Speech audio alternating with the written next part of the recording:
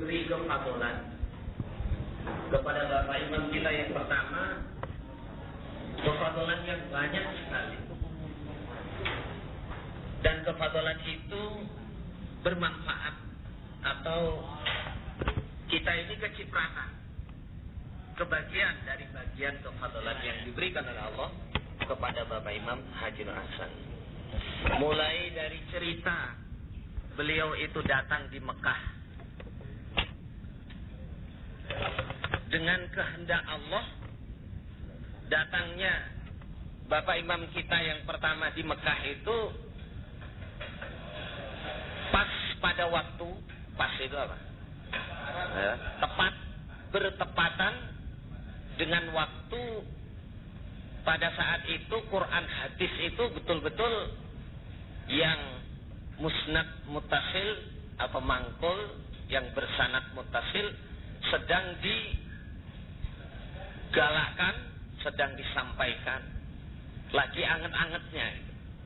Karena cerita singkatnya itu sebelum tahun 1923, kalau Hijriah 1345 Hijriah. Sebelum tahun itu Makkah Madinah itu dalam keadaan perpecahan, firqah at-tafarruq, sebelum tahun 23. Dalam keadaan perpecahan karena di situ di Makkah Madinah itu ya terdapat bid'ah, khurafat, syirik, takhayul merajalela. Tidak ada imam, bahkan sampai-sampai Masjidil Haram itu pengimamannya itu 4 berdasarkan mazhab yang ada. Itu sudah berjalan 8 kurun, 800 tahun. Tidak ada seorang pemimpin pun yang bisa menghapus bid'ah berupa imam 4 itu. Imam 4 itu siapa? Nah, Imam Syafi'i, Hambali, Hanafi, Maliki. Kalau diurut itu Hanafi, Maliki, Hambali, Syafi'i. Nah itu, ada 4 pengimaman itu. Ya orang ya pada saat itu sebelum tahun 23 itu kalau sholat ya mengikuti mazhabnya masing-masing. Diceritakan itu kalau sholat maghrib itu yang paling payah itu kalau sholat maghrib karena waktunya bareng. Ada makmumnya Maliki ngikuti rukuknya makmumnya Syafi'i. Ada makmumnya Syafi'i ngikuti iktidalnya makmumnya Maliki. Jadi karena bareng-bareng itu. Sampai kuburan Ma'la itu. Kuburan Ma'la. Kalau bapak-bapak yang sudah haji itu dibangun itu. Ada bangunan-bangunannya seperti kuburan Cina gitu. Bid'ah merajalela. Itu terjadi sebelum tahun 23. Sebelum tahun 23. Sampai pada akhirnya Raja Abdul Aziz tahun 23 itu berkuasa di Mekah Madinah. Singkat cerita gitu. Dan dibaiat oleh orang Mekah Madinah. Itu tahun 23. Dibaiat di Masjidil Haram inda babis Sofa, di sebelahnya pintu Sofa. Disiapkan tempat dan di situ ada acara pembaiatan yang diwakili oleh ulama-ulama dan pembesar-pembesar. Tidak semua rakyat baiat, enggak. Jadi perwakilan. Kalau seperti bapak-bapak baiat mewakili ru'yahnya, jamaahnya, bisa imam daerah, kadang-kadang imam desa, imam kelompok. Isi baiatnya sama dengan kita isi baiat itu. Nubayi'uka ala kitabillah wa sunnati nabiyhi wa ma alaihi sahabah wal khulafa'ur rasyidin wal ulama'us shalihin dan seterusnya. Jadi baiat menetapi kitabillah dan sunnahnya Nabi. Semenjak itulah Malik Abdul Aziz itu, Raja Saudi yang pertama itu, resmi di Mekah Madinah dibaiat sebagai imam. Samping beliau sebagai raja, juga dibaiat sebagai imam. Tahun 23 sesudah dibaiat itu, Malik Abdul Aziz mulai bergerak membuat, kalau dalam jamaah itu tim. Namanya Hayatul Amri bil Ma'ruf wan Nahyanil Munkar. Nah itu tim yang menangani amar ma'ruf nahi mungkar. Jadi dibentuk beberapa mutawak kalau bahasa sekarang. Kalau dulu ya mubalek gitu.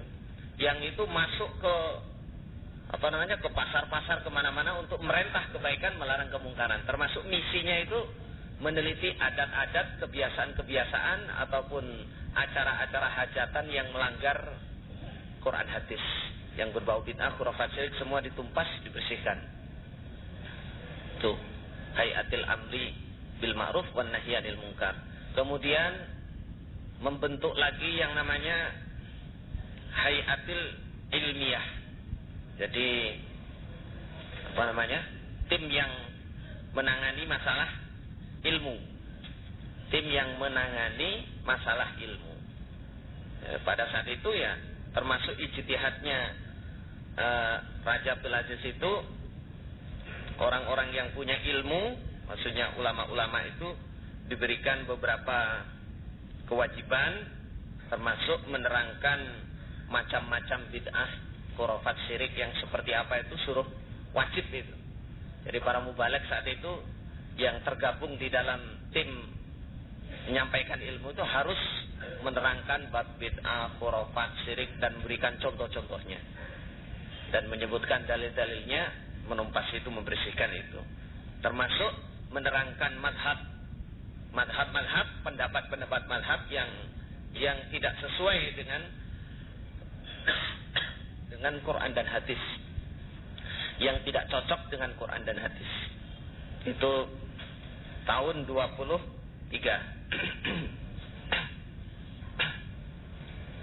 kurang lebih tahun segitu, tahun 23 itu.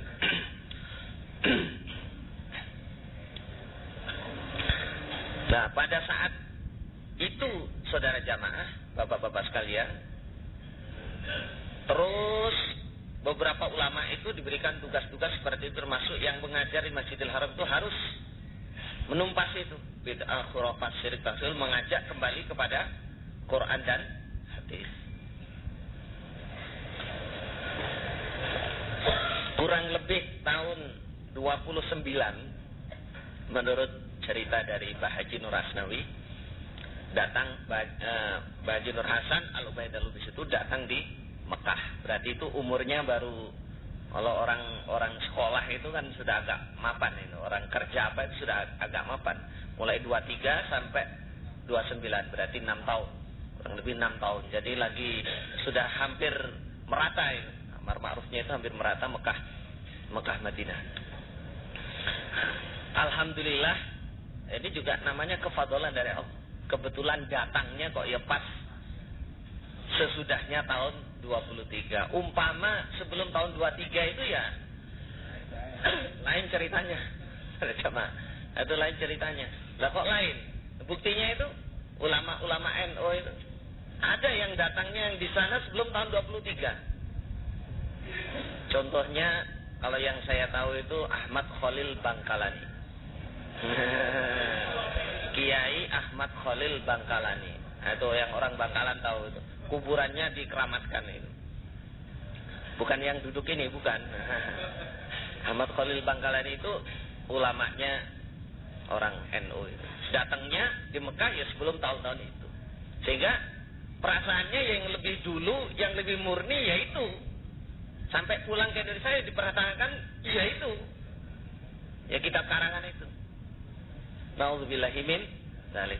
Sampai sekarang itu ya, saudara jamaah, yang namanya aliran mazhab Syafi'i terutama itu. Ada orang Arab sendiri itu ada dan masih teguh pada pendirian.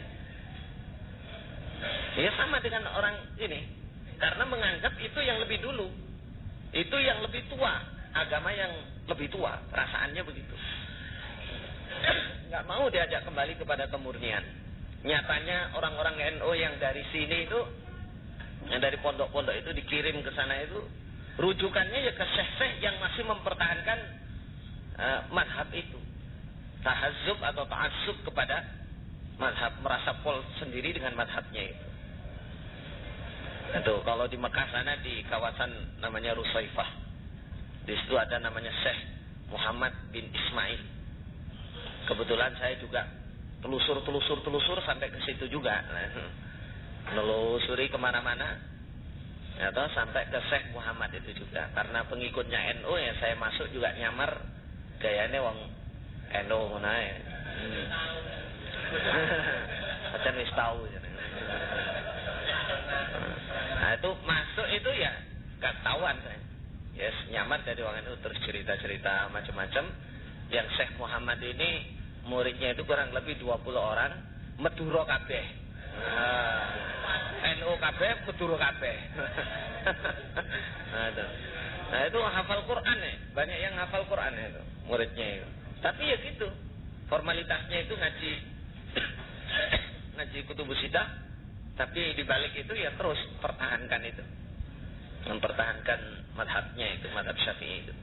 Nah, ini saya ngerti, bukan saya ikut pelajarannya, saya sudah nggak mau ikut pelajarannya. Tapi saya nyamar, saya korek aja cerita muridnya itu. Ya muridnya cerita, Syekh kita ini sama dengan kiai di Indonesia. Pada bayi panikala. Pada bayi panikala. Sama saja ini. Sama saja dengan di Indonesia. Lah, samanya apa? Samanya yaitu kalau malam Jumat yasinan, terus ada acara tahlilan, terus ada acara macam-macam. Jadi cocok gitu. Katanya kalau sampean mau ikut ya hari Jumat datang sini lagi, tapi jangan bilang-bilang supaya nyamar-nyamar saja. Soalnya kalau konangan itu, kalau ketahuan itu ya tangkap ya, di sel penjara. Gitu. Terus ada juga yang lebih rame namanya Syekh Maliki. Syekh Maliki itu di Rusaifah juga itu. Oh itu orang NU Indonesia ini, Jawa Barat, di Jawa Tengah kumpul di situ, sarungan kabeh. Sarungan kupluan ya. Nah, itu. Yang ngajinya ya gitu, formalitas saja, formalitas kutubus sittah, tapi dibalik itu mempertahankan, mengepolkan kepada madhabnya masing-masing. Karena perasaannya itu agama yang lebih dulu, lebih tua gitu. Lebih tua di Mekah Madinah. Memang sebelum tahun 23 itu kan Mekah Madinah dikuasai seorang raja namanya Syarif Husain itu.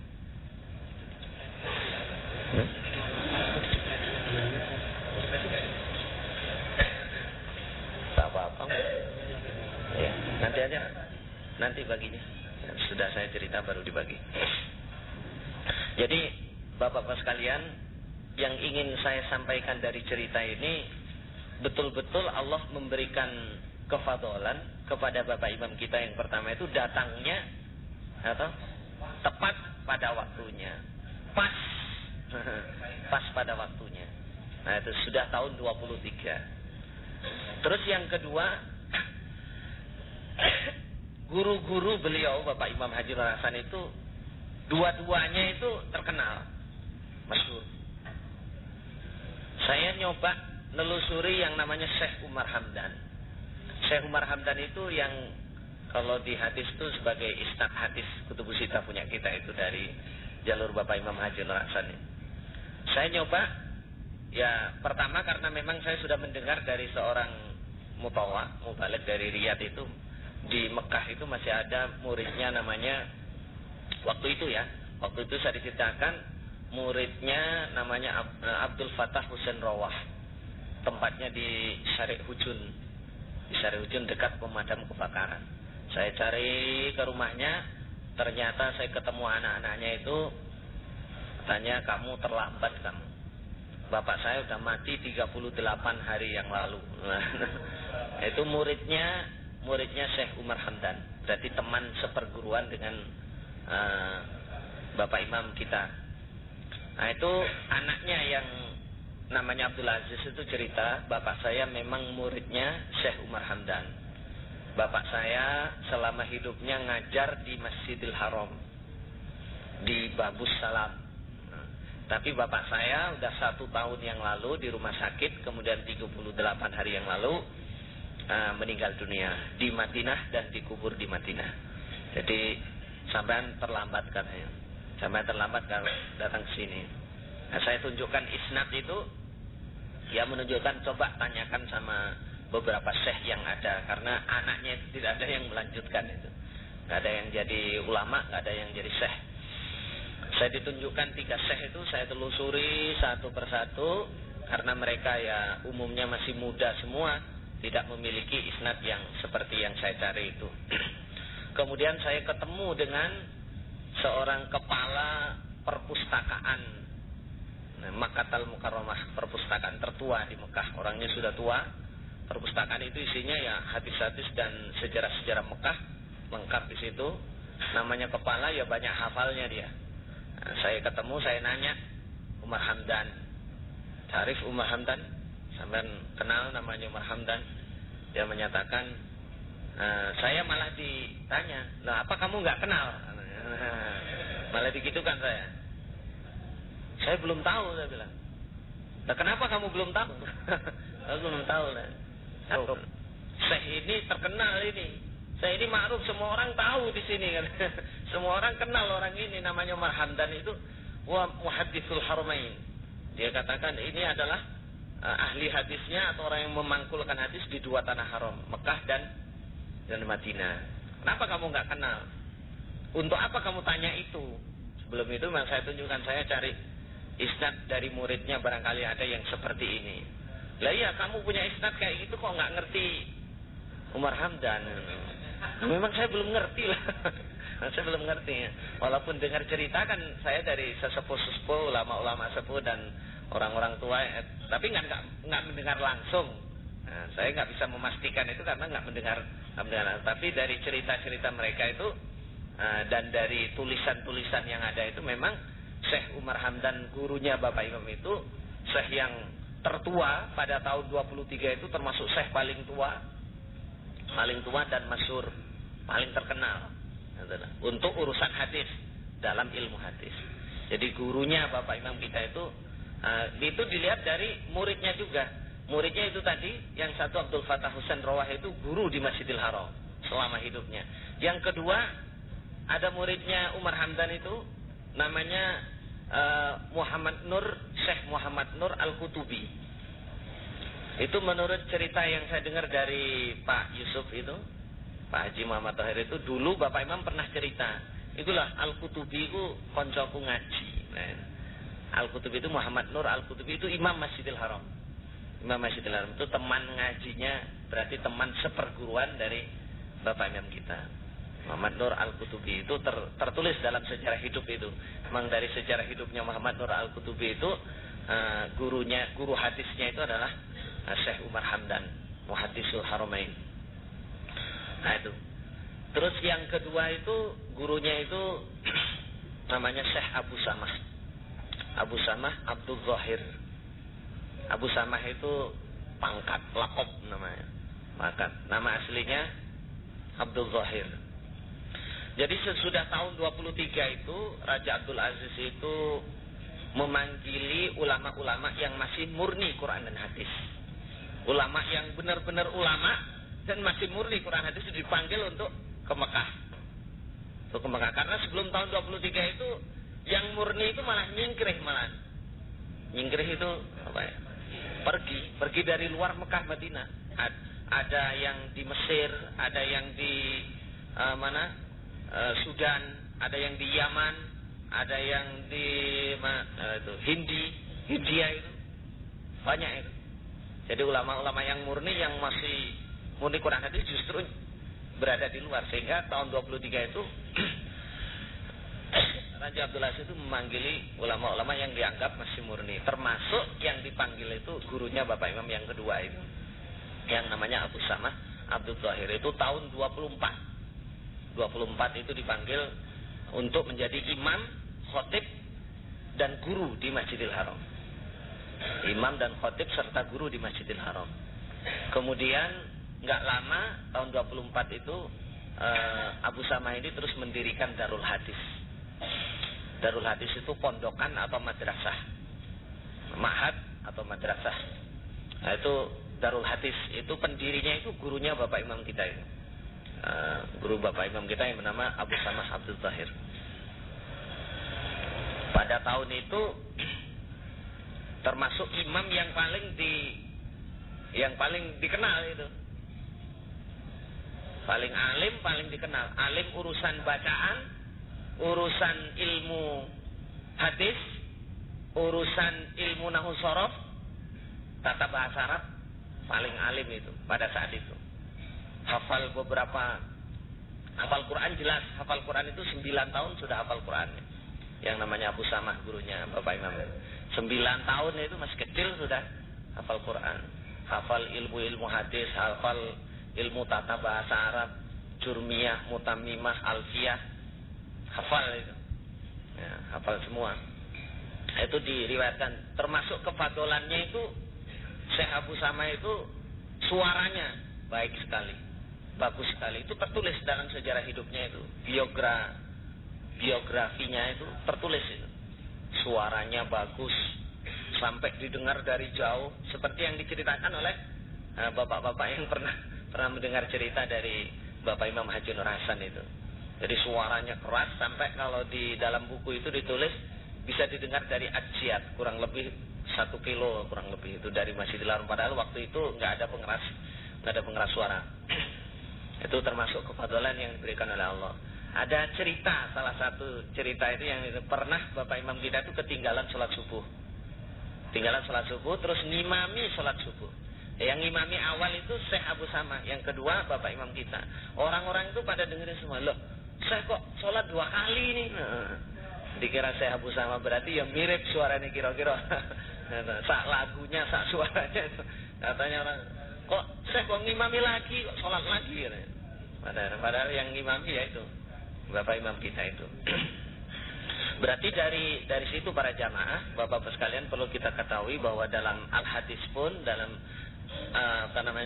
ketertiban sebagai ahli hadis itu termasuk pangkat tersendiri kalau gurunya itu orang-orang pol. Itu sudah tidak asing lagi bagi mereka yang namanya Syekh Umar Hamdan, kemudian Syekh Abu Samah Abdul Zahir itu betul-betul orang yang masyhur, orang yang ulama yang murni, yang dikenal masyhur dan ma'ruf. Semua orang tahu bagi yang menetapi Quran hadis, maksudnya yang ngerti itu. Alhamdulillah kita bersyukur kepada Allah, atau Bapak Imam oleh Allah diberi kefadalan bisa ketemu, di samping waktunya pas, terus ketemunya guru itu ya pas juga gitu lah, nggak sembarangan guru. Padahal waktu itu syekh itu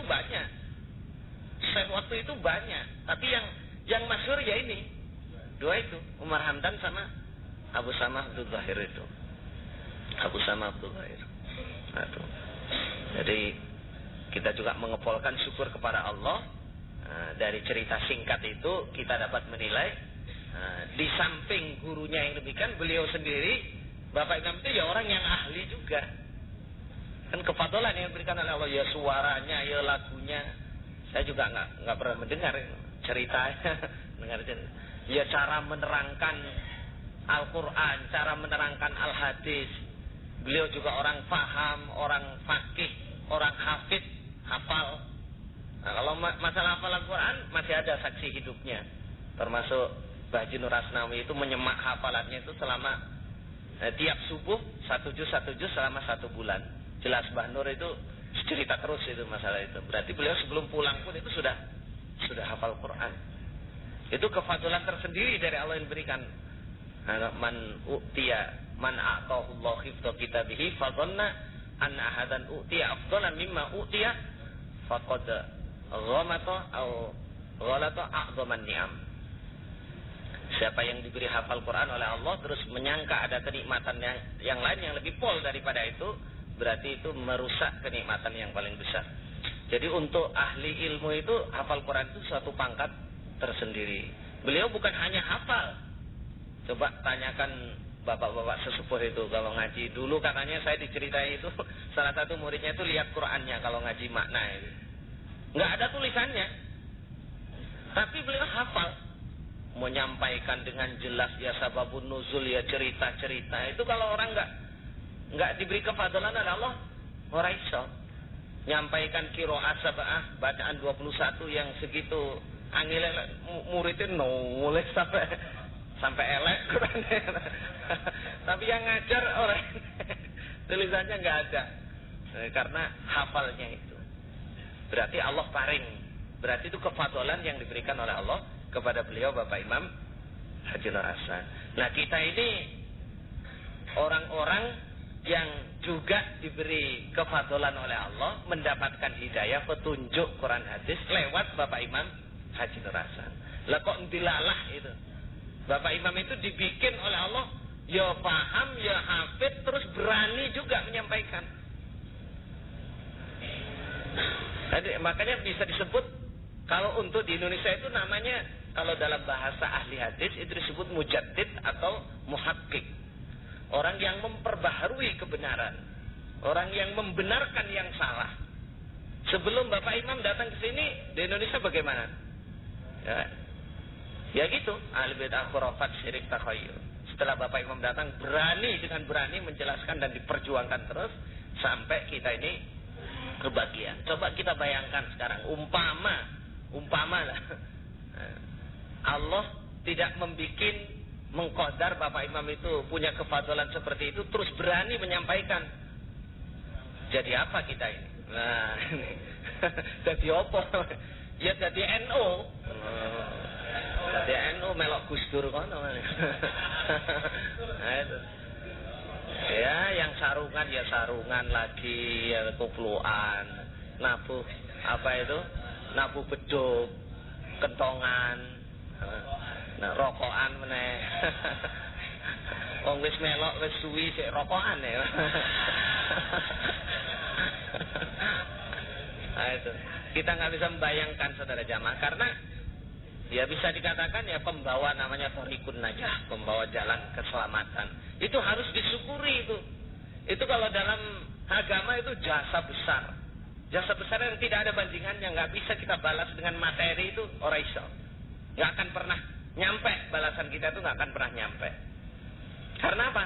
Di samping kita itu umumnya itu kalau dalam teori atau dalam pandangan mata, kasat mata itu dapat dilihat yang insaf dulu pertama kali itu siapa? Kan jarang santrinya.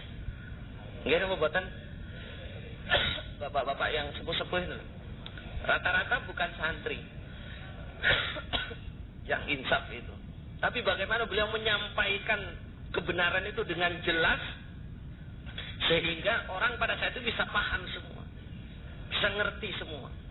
Itu jasa yang paling pol, saudara jamaah. Polnya di mana? Ya surga neraka itulah. Umpama beliau nggak diberi kefadolan seperti itu, nggak menerangkan seperti itu, kita nggak paham, jelebut tenan kita ini.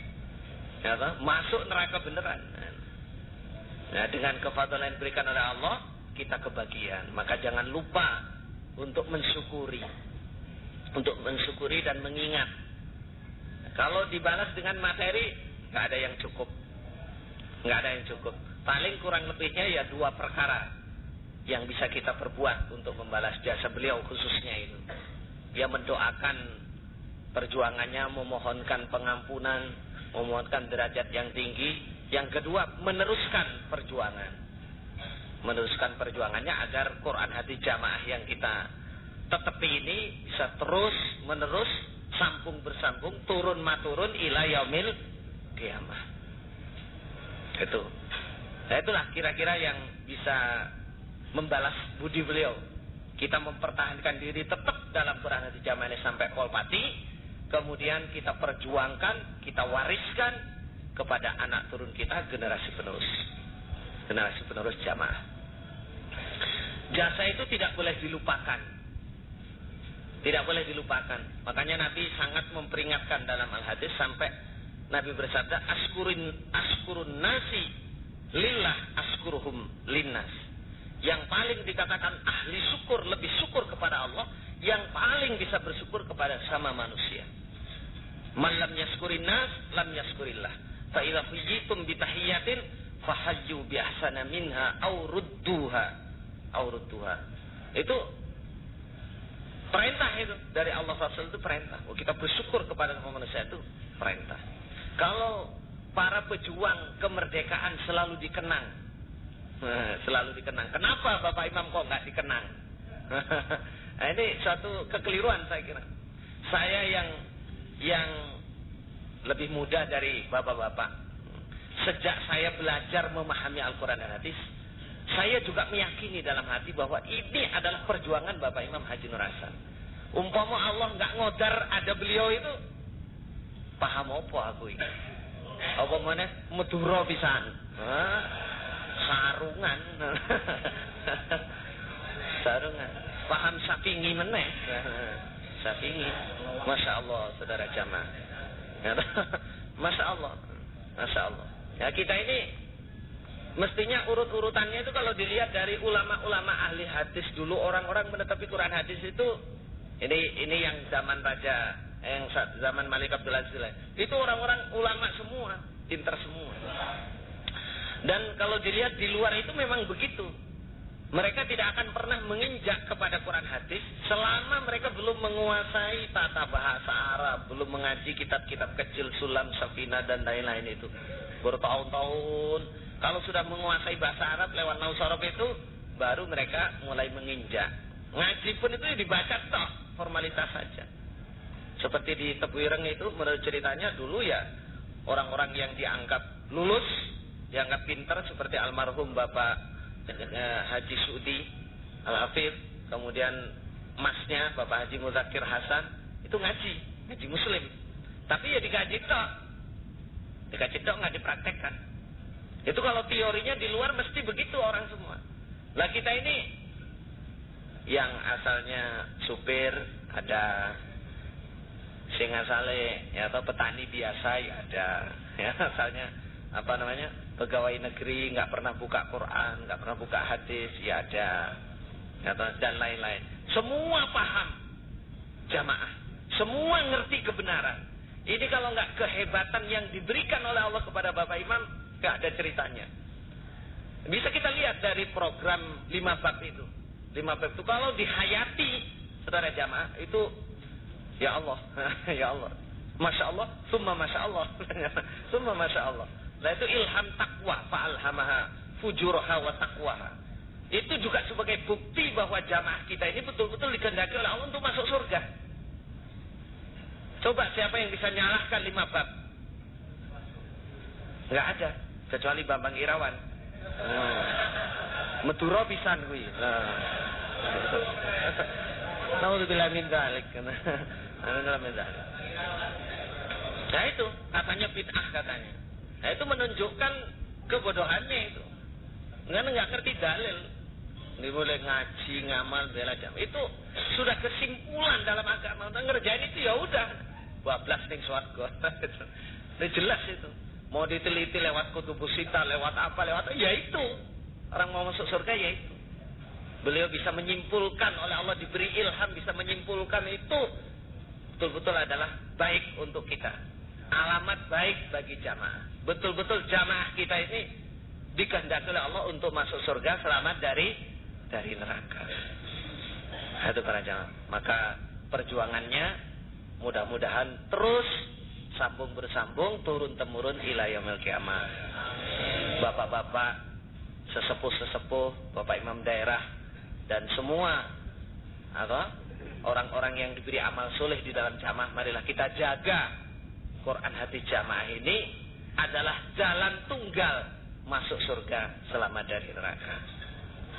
Para jamaah, saya tidak hanya bertemu habis itu, selesai itu saya juga mencari barangkali masih ada guru-guru atau syekh yang betul-betul mempunyai isnad yang muttasil, walaupun tidak sama persis seperti yang dari jalur Umar Hamdan itu. Saya telusuri sampai ketemu namanya seorang syekh, namanya Syekh Yahya bin Usman bin Husain. Dicek kemarin saya ada kekeliruan itu, bukan bin Abdurrahim tapi bin Husain. Nanti bapak-bapak akan dibagi itu dialog atau pertanyaan saya dan jawaban dari beliau Syekh yang isinya itu ya memperkuat atau pernyataan tentang kebenaran jamaah yang kita tetapi ini. Dibagi sekarang. Itu mungkin untuk bapak daerah mungkin hanya dua dulu atau satu dulu, karena tadi nyetaknya kurang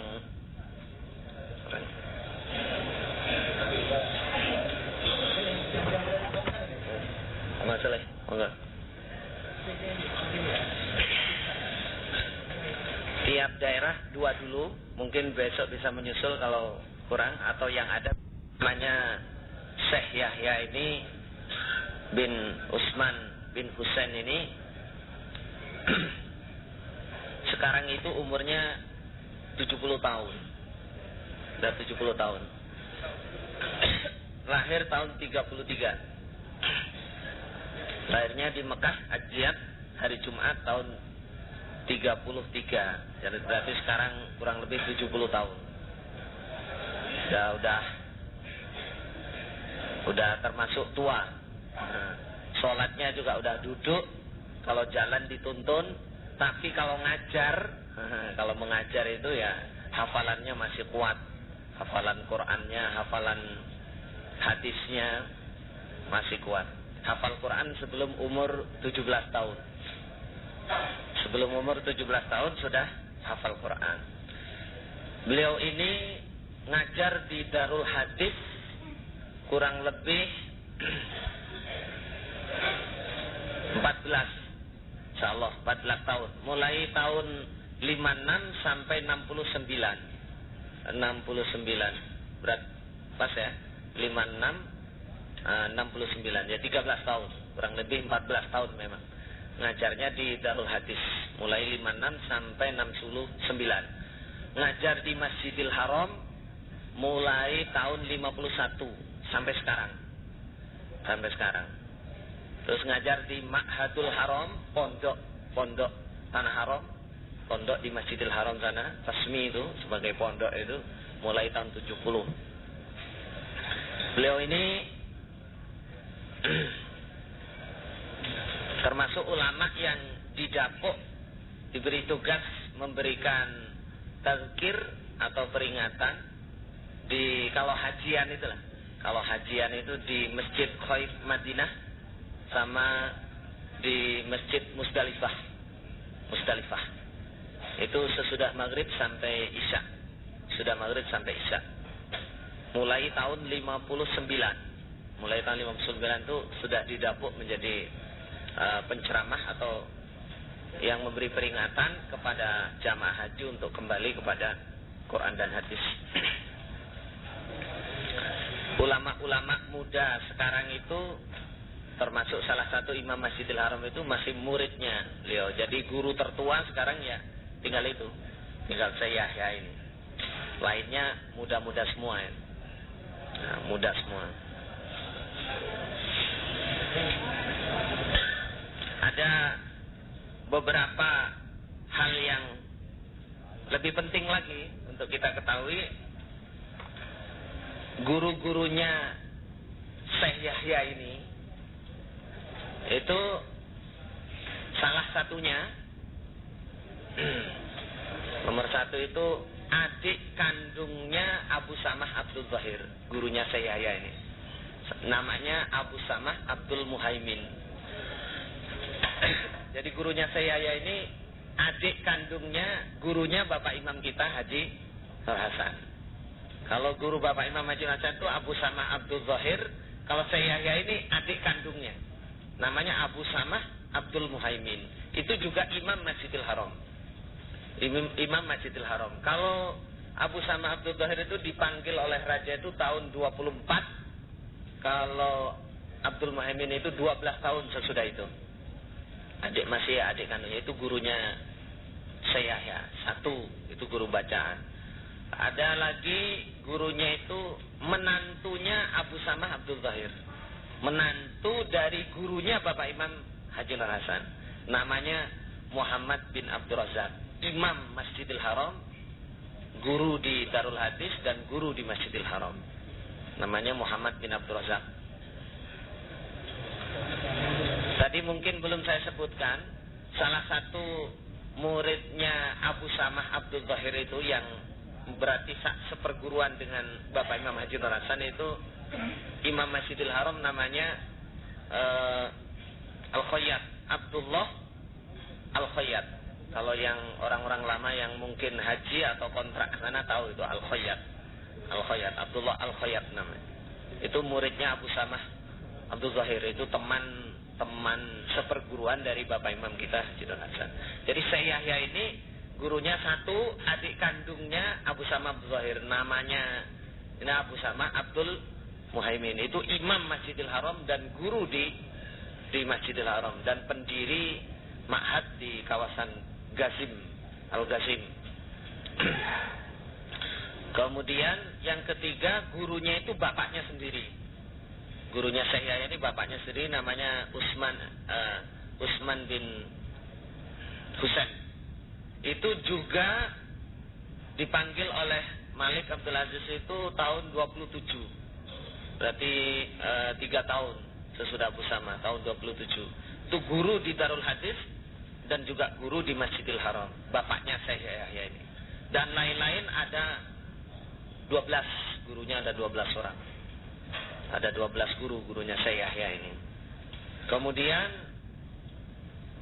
yang terpenting lagi untuk kita ingat, akidahnya, keyakinannya Syekh Yahya ini sama dengan akidah dan keyakinan kita. Kalau menerangkan bab bid'ah, bab khurafat, bab syirik, sampai bab jamaah, sampai bab mangkul, sampai bab keimaman, bab baiat dan lain-lain, sama dengan kita jamaah. Karena memang yang dikajikan Quran dan hadis, dan guru-gurunya itu masih sakorotnya gurunya Bapak Imam Haji Nur Hasan.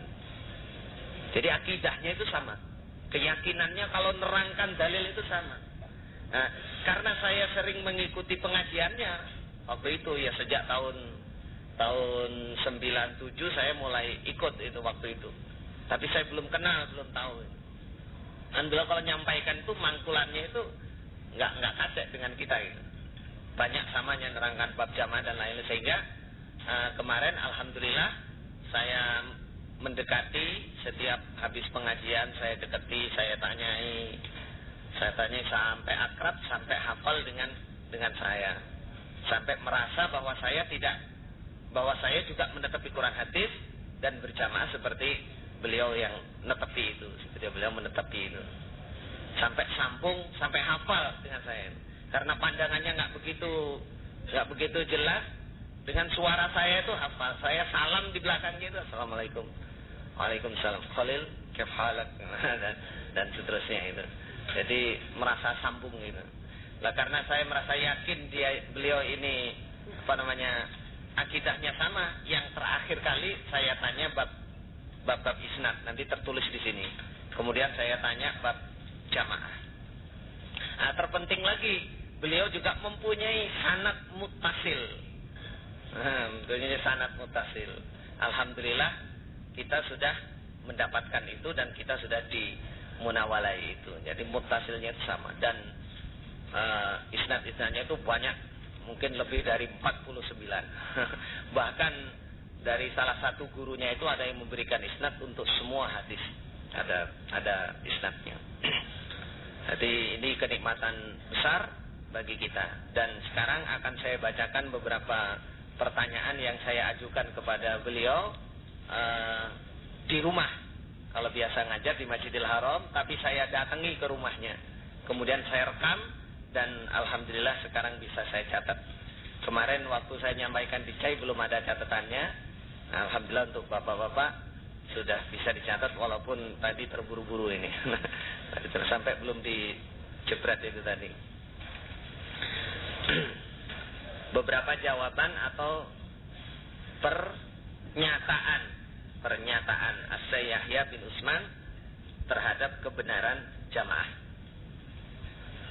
Pertama saya tanya firman-Nya Allah yang berbunyi wa'tasimu bihablillah jami'an wa la tafarraqu. Jelas ini itu? Dia menjawab, jim itu jawaban. Al-murad bihablillah bi kitabillah ta'ala. Yang dimaksud dengan hablillah di ayat ini adalah kitabillah ta'ala. Allah Ta'ala amarna an natamassaka bil Qur'anil azim wa kadzalik bihadyin Nabi sallallahu alaihi wasallam. Dengan ayat itu Allah memerintah kita untuk berpegang teguh kepada Quranul Azim. Begitu juga dengan petunjuknya Nabi Sallallahu Alaihi Wasallam. Jelas ya? Kalimatnya jelas. Jadi dengan ayat itu, maksudnya yang dimaksud hablillah itu adalah kitabnya Allah, Al-Quran, dan sunnahnya Nabi. Dengan ayat itu berarti kita diperintah untuk menetapi Quran dan hadis. Wa'tasimu bihablillah. Terus jami'an wala tafarraqu. Beliau menjawab, ini keterangan atau ucapan yang saya tulis, saya bukukan. Hadzaranallahu azza wa jalla min at-tafarruq. Lianna at-tafarruq syarrun wa bala'un wa la khaira fihi. Wa yajibul ijtima' ala kitabillah wa sunnati Rasulillah sallallahu alaihi wasallam wa tariqatis salafi. Itu keliru itu. Wa tariqatis salaf. Wa tariqatis salaf radhiyallahu anhum wat tabi'un rahimahumullah wa atba'ut tabi'in rahimahumullah. Beliau maksudnya hadzarona, mencegah, melarang pada kita siapa Allah Azza wa Jalla minat tafarruq, dari perpecahan, dari firqah. Jami'an wala tafarraqu, dengan berjamaah tidak boleh pecah belah. Maksudnya Allah melarang kita, mencegah kita dari perpecahan, enggak boleh firqah. Lianna tafarruq syarrun wa bala'un wa la khaira fihi. Karena perpecahan itu adalah jelek, bala itu apa?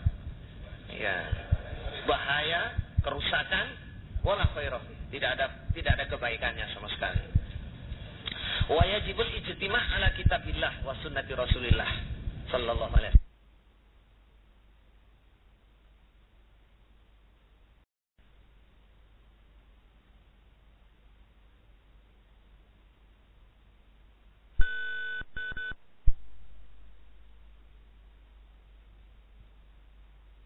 Yaitu wahum, maksudnya as-sahabat, para sahabat radhiyallahu anhum, wa tabi'un, para tabi'in rahimahumullah, wa atba'ut tabi'in, dan pengikutnya para tabi'in, tabi'in rahimahumullah.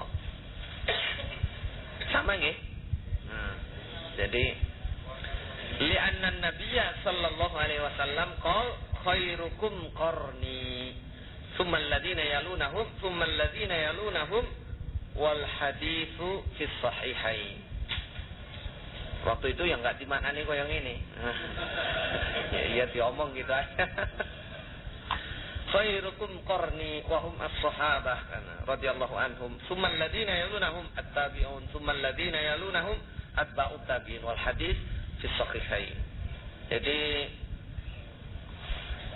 sebaik-baiknya kalian adalah golongan saya, yaitu para sahabat. Kemudian orang-orang yang mendekati mereka, para tabi'in. Kemudian orang-orang yang mendekati mereka, atba'ut tabi'in. Hadis ini tertulis dalam Bukhari Muslim. Jadi beliau menjelaskan harus berjamaah, dilarang berfirqah. Harus berjamaah menetapi kitabnya Allah, jalannya sunnahnya Nabi, dan ulama-ulama yang soleh, ulama salaf, ulama yang menetapi kemurnian, ulama yang soleh, mulai para sahabat, para tabi'in, para atba'ut tabi'in, tabi'in. Wa qala an-nabiy sallallahu alaihi wasallam iftaraqatil yahud ala 71 firqah. Berpecah belah siapa Yahudi atas 71 perpecahan. Wa iftaraqatin nasara ala 72 firqah. Nah, orang Nasrani berpecah belah atas 72 perpecahan. Wa sataftariqu hadhil ummah ala 73 firqah. Kulluha finnar illa wahida. Qalu man ya Rasulullah? Qala man kana ala mithli ma ana alaihi wa ashabi al-yaum. Enggak buka hadis, yang ngomong gitu aja. Berarti hafal beliau. Enggak buka hadis. Ya enggak nulis. Enggak buka hadis, ya ngomong. Ini omongan biasa ini yang kita catat ini. Yang kita catat. Jelas ya maknanya? Jadi Yahudi berpecah belah dari 71, Nasara 72, dan umat ini akan pecah belah menjadi 73. Semua masuk neraka kecuali satu. Siapa mereka wahai Rasul?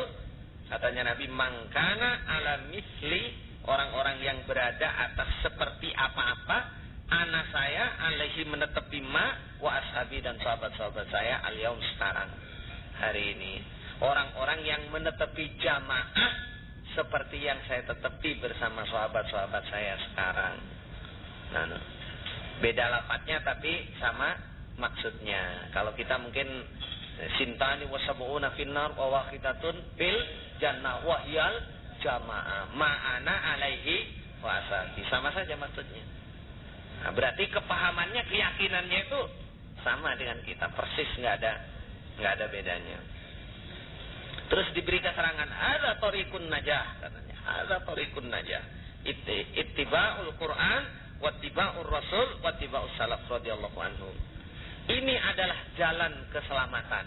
Ada tariqun najah, jalan keselamatan ke surga. Yaitu ittiba'ul Quran, mengikuti Quran, wattiba'ur Rasul, mengikuti utusan, wattiba'us salaf, mengikuti ulama-ulama yang terdahulu yang menetepi Quran hadis radhiyallahu taala anhum. Jelas nggih? Jadi menerangkan ayat itu sama dengan kita menerangkan. Harus menetepi Quran hadis, tidak boleh pecah belah dan harus berjamaah.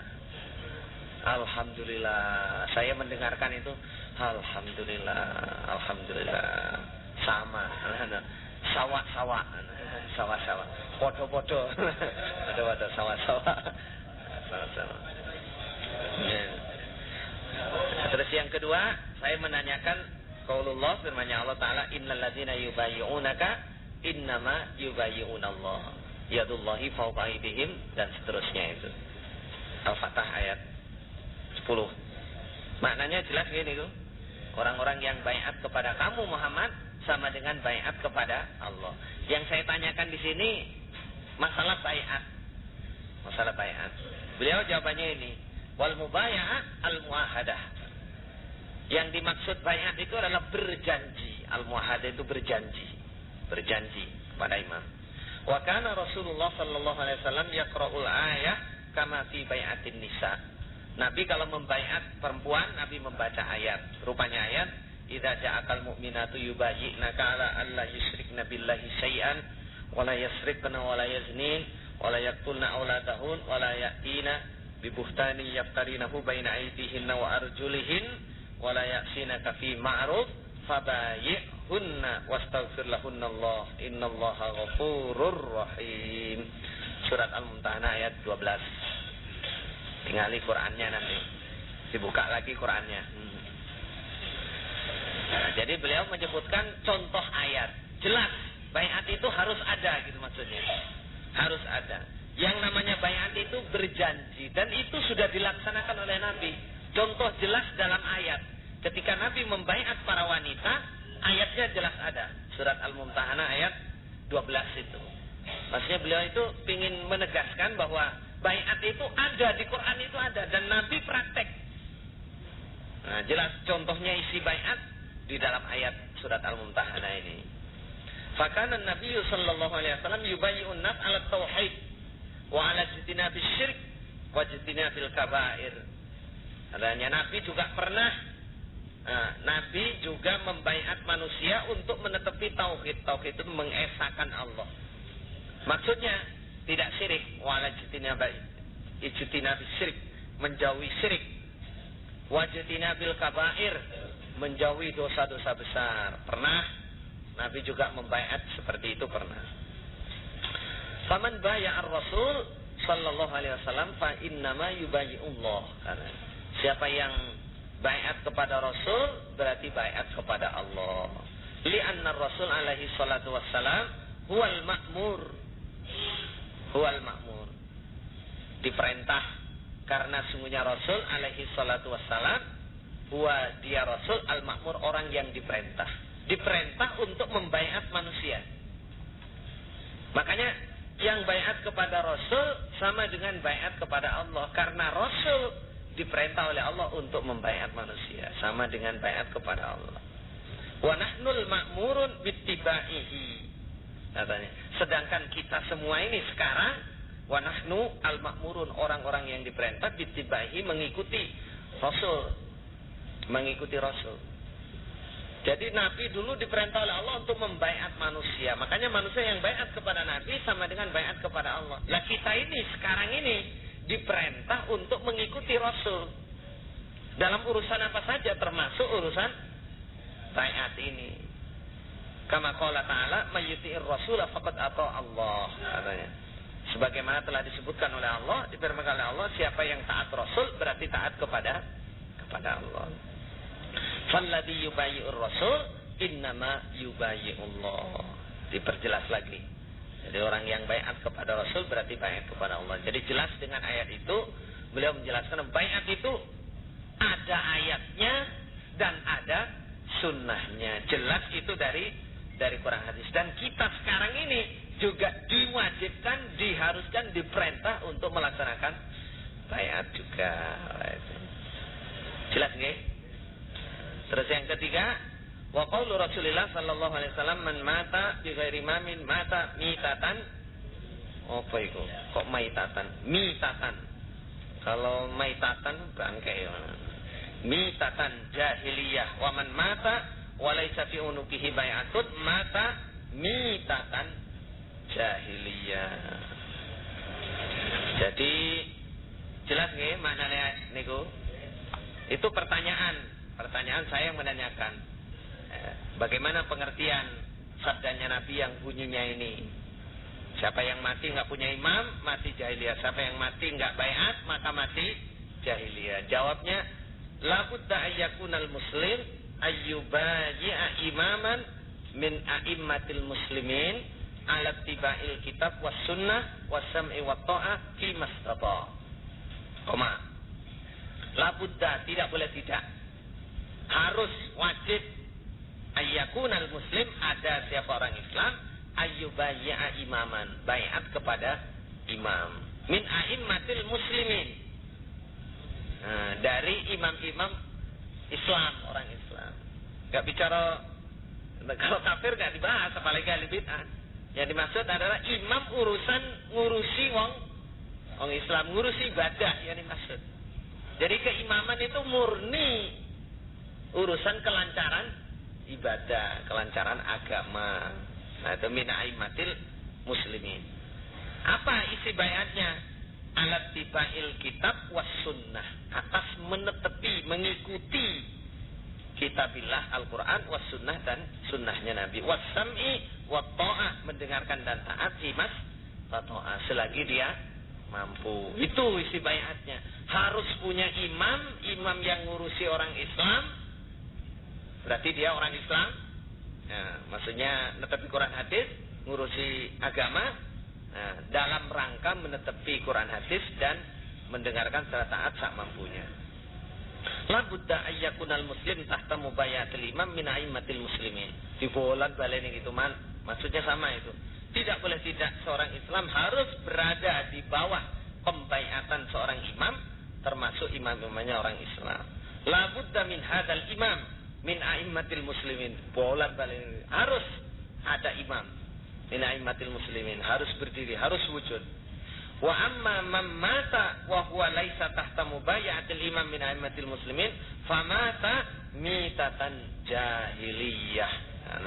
Siapa yang mati dia tidak berada di bawah pembaiatan seorang imam, termasuk imamnya orang Islam, maka dia matinya mati jahiliyah. Jelas nggih? Yakni maksudnya annahu mislu ahlil jahiliyah. Dia itu mati seperti orang jahiliyah. Li'annahum kanu fawda la imama lahum.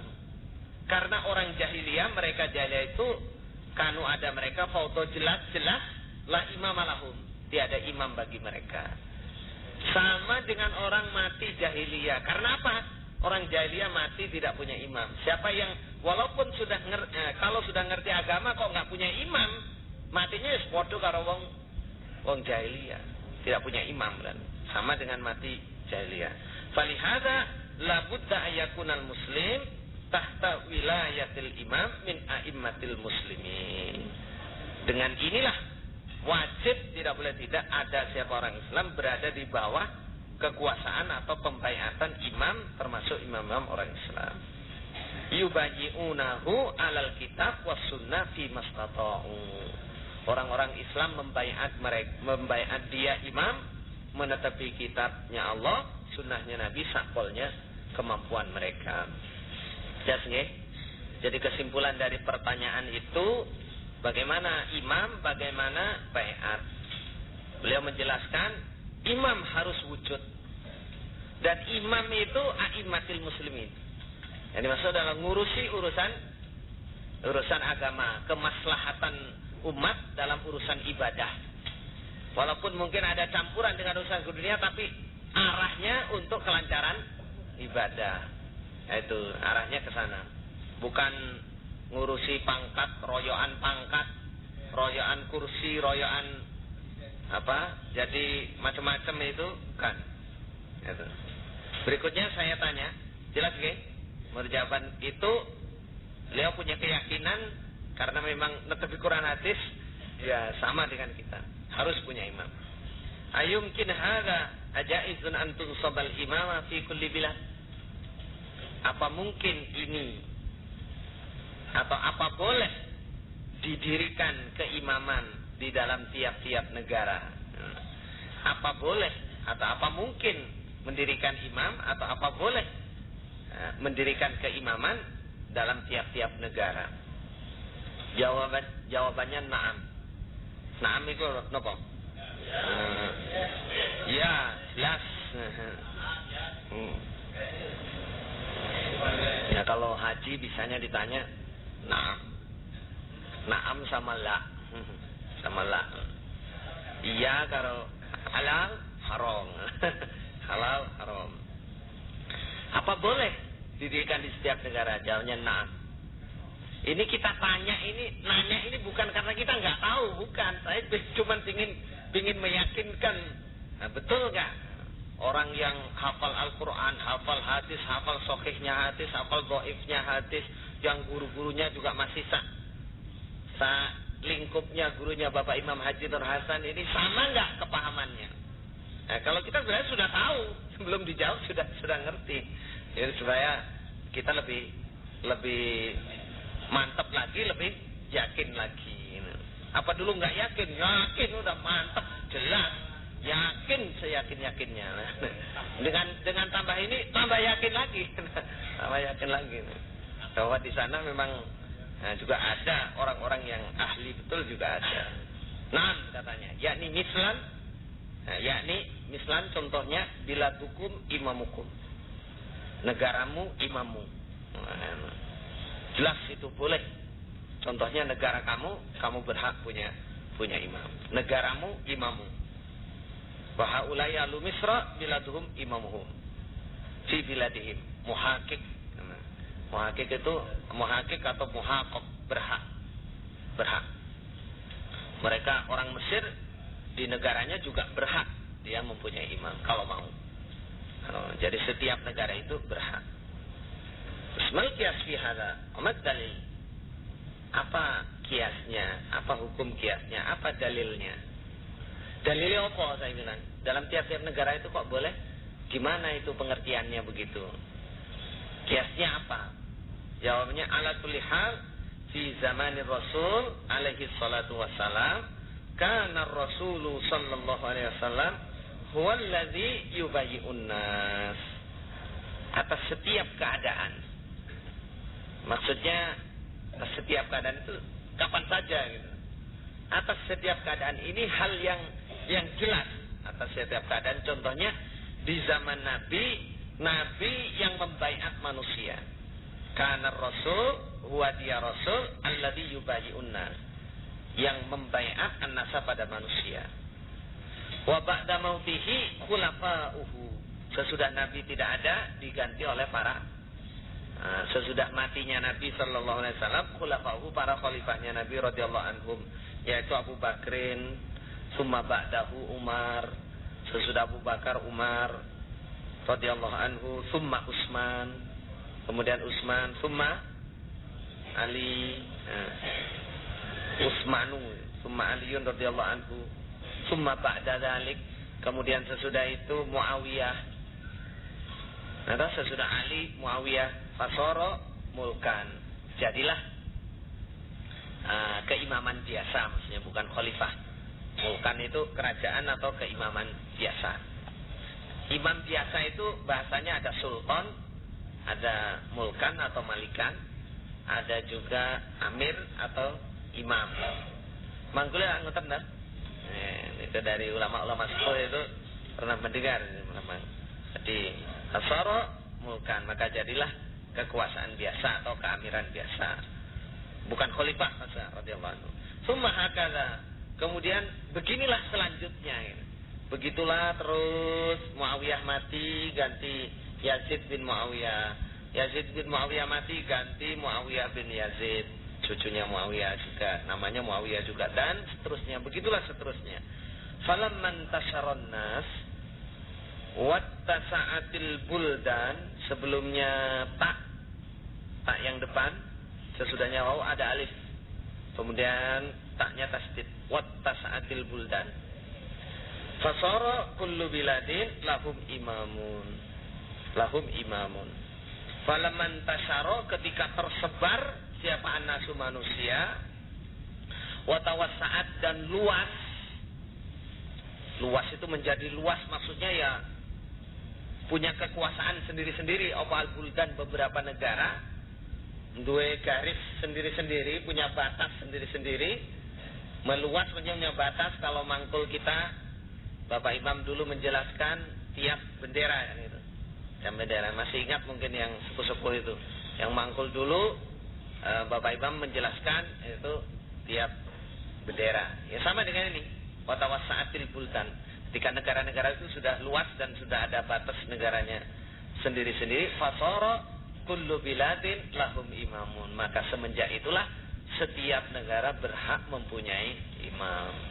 Ini dalilnya, kiasnya kalau di hadis Nabi bersabda, kanat banu Israila tasusuhumul anbiya, ulama halaka nabiyun khalafahu nabiyun wala nabiyya ba'di satakunul khulafa fatakfur. Nah itu bandingan hadisnya itu. Jadi Bani Israel atau umat-umat sebelum Nabi itu dipimpin oleh, diimami oleh para nabi. Kalau Nabi mati diganti Nabi lagi itu sebagai imam. Kalau kita ingat dalam satu zaman ada dua Nabi, dalam satu zaman itu ada imam semua itu. Contohnya Nabi Musa sama Nabi Syuaib. Nabi Syuaib itu mertuanya, tapi di Madian. Di Madian. Kemudian Nabi Musa di Mesir. Lain tempat. Kalau sekarang ya lain negara. Itu perbandingannya. Kalau sesudah Nabi Muhammad tidak ada nabi lagi, yang ada adalah keimaman. Adalah keimaman. Jelas nggih? Itulah haknya setiap negara mendirikan keimaman. Kemudian halaman birai 3 ya. Wa qaulu Rasulillah sallallahu alaihi wasallam, inna hadzal amra fi Quraisyin la yu'ati mahadun illa kabbahullahu fi wajhi ma aqamuddin. Kaifa hadza? Kaifa hadza? Itu waktu itu saya ingin mendalami atau memperjelas tentang keimaman Quraisy, maksudnya kan gitu. Setelah beliau menjelaskan di dalam setiap negara berhak, saya menanyakan gimana keimaman Quraisy. Bagaimana sabdanya Nabi, inna hadzal amra, ini perkara keimaman di Quraisy, orang Quraisy. La yu'adihim ahadun, tidak memusuhi pada mereka siapa seseorang, illa kabbahu, kecuali menjerumuskan padanya siapa Allah, fi wajhi, ke dalam wajahnya, maksudnya jatuh. Ma'akomuddin, selagi orang-orang Quraisy itu menetapi agama. Nah, bagaimana penjelasan ini? Bagaimana dalil ini? Beliau menjawab, yakni annal khilafah kanat fi Quraisy mazalu mustamsikina fid din fa idza dayya'u wa farratu zahaba anhum. Zahaba anhum. Maksudnya gini. Dalil ini maksudnya annal khilafah, sungguhnya kekhalifahan. Bisa membedakan Bapak dengan khalifah dengan keamiran. Nah, kekhalifahan itu ya zaman itu udah. Jadi hadis ini penjelasannya adalah bab kekhalifahan. Bab kekhalifahan atau Amirul A'zam, Uzma, Al-Imamatul Uzma. Imam yang untuk seluruh dunia. Imam yang untuk seluruh dunia. Nah itu sudah katanya. Khilafah itu untuk kekhalifahan. Khilafah kan kekhalifahan kan bisa dihitung ya. Ada Abu Bakar, Umar, Utsman, Ali, kemudian ditambah Umar bin Abdul Aziz. Itu ada yang menjelaskan seperti itu kekhalifahan. Jadi persyaratan Quraisy itu adalah untuk khalifah maksudnya. Dengan syarat lagi mazalu mustansikina fiddin. Biddin. Selama mazalu selagi ini orang mari-mari sepong kayak berarti selama mustansikin menetepi berpegang teguh biddin dengan agama. Ada syaratnya kekhalifahan untuk amir seluruh atau seperti kekhalifahan yang itu masih ada persyaratannya. Quraisy kemudian ma'akomuddin mustansikina biddin. Fa idza dayya'u wa farratu, ketika mereka itu menyia-nyiakan dan iftirat atau pepekoh atau ya ninggal agama, zahaba anhum, maka pergilah keamiran anhum dari mereka. Tidak ada pada mereka. Kalau mereka tidak menetepi agama, orang Quraisy enggak menetepi agama, keamiran pergi dari mereka. Mereka tidak berhak jadi amir. Jadi kalau dipahami dari penjelasan Syekh ini bahwa yang harus Quraisy itu adalah khalifah. Satu khalifah. Dan dua ada syaratnya, harus netepi agama. Kalau tidak netepi agama, enggak berhak. Enggak berhak sama sekali. Dan ini tidak mungkin sekarang dilaksanakan, enggak mungkin karena sudah tiap negara sudah ada batasnya. Adalah sudah ada batasnya. Terus berikutnya saya tanyakan, idza lam yakun Quraisy as-sahihun an nansibal imam rajulan min ghairi Quraisy. Paham gini?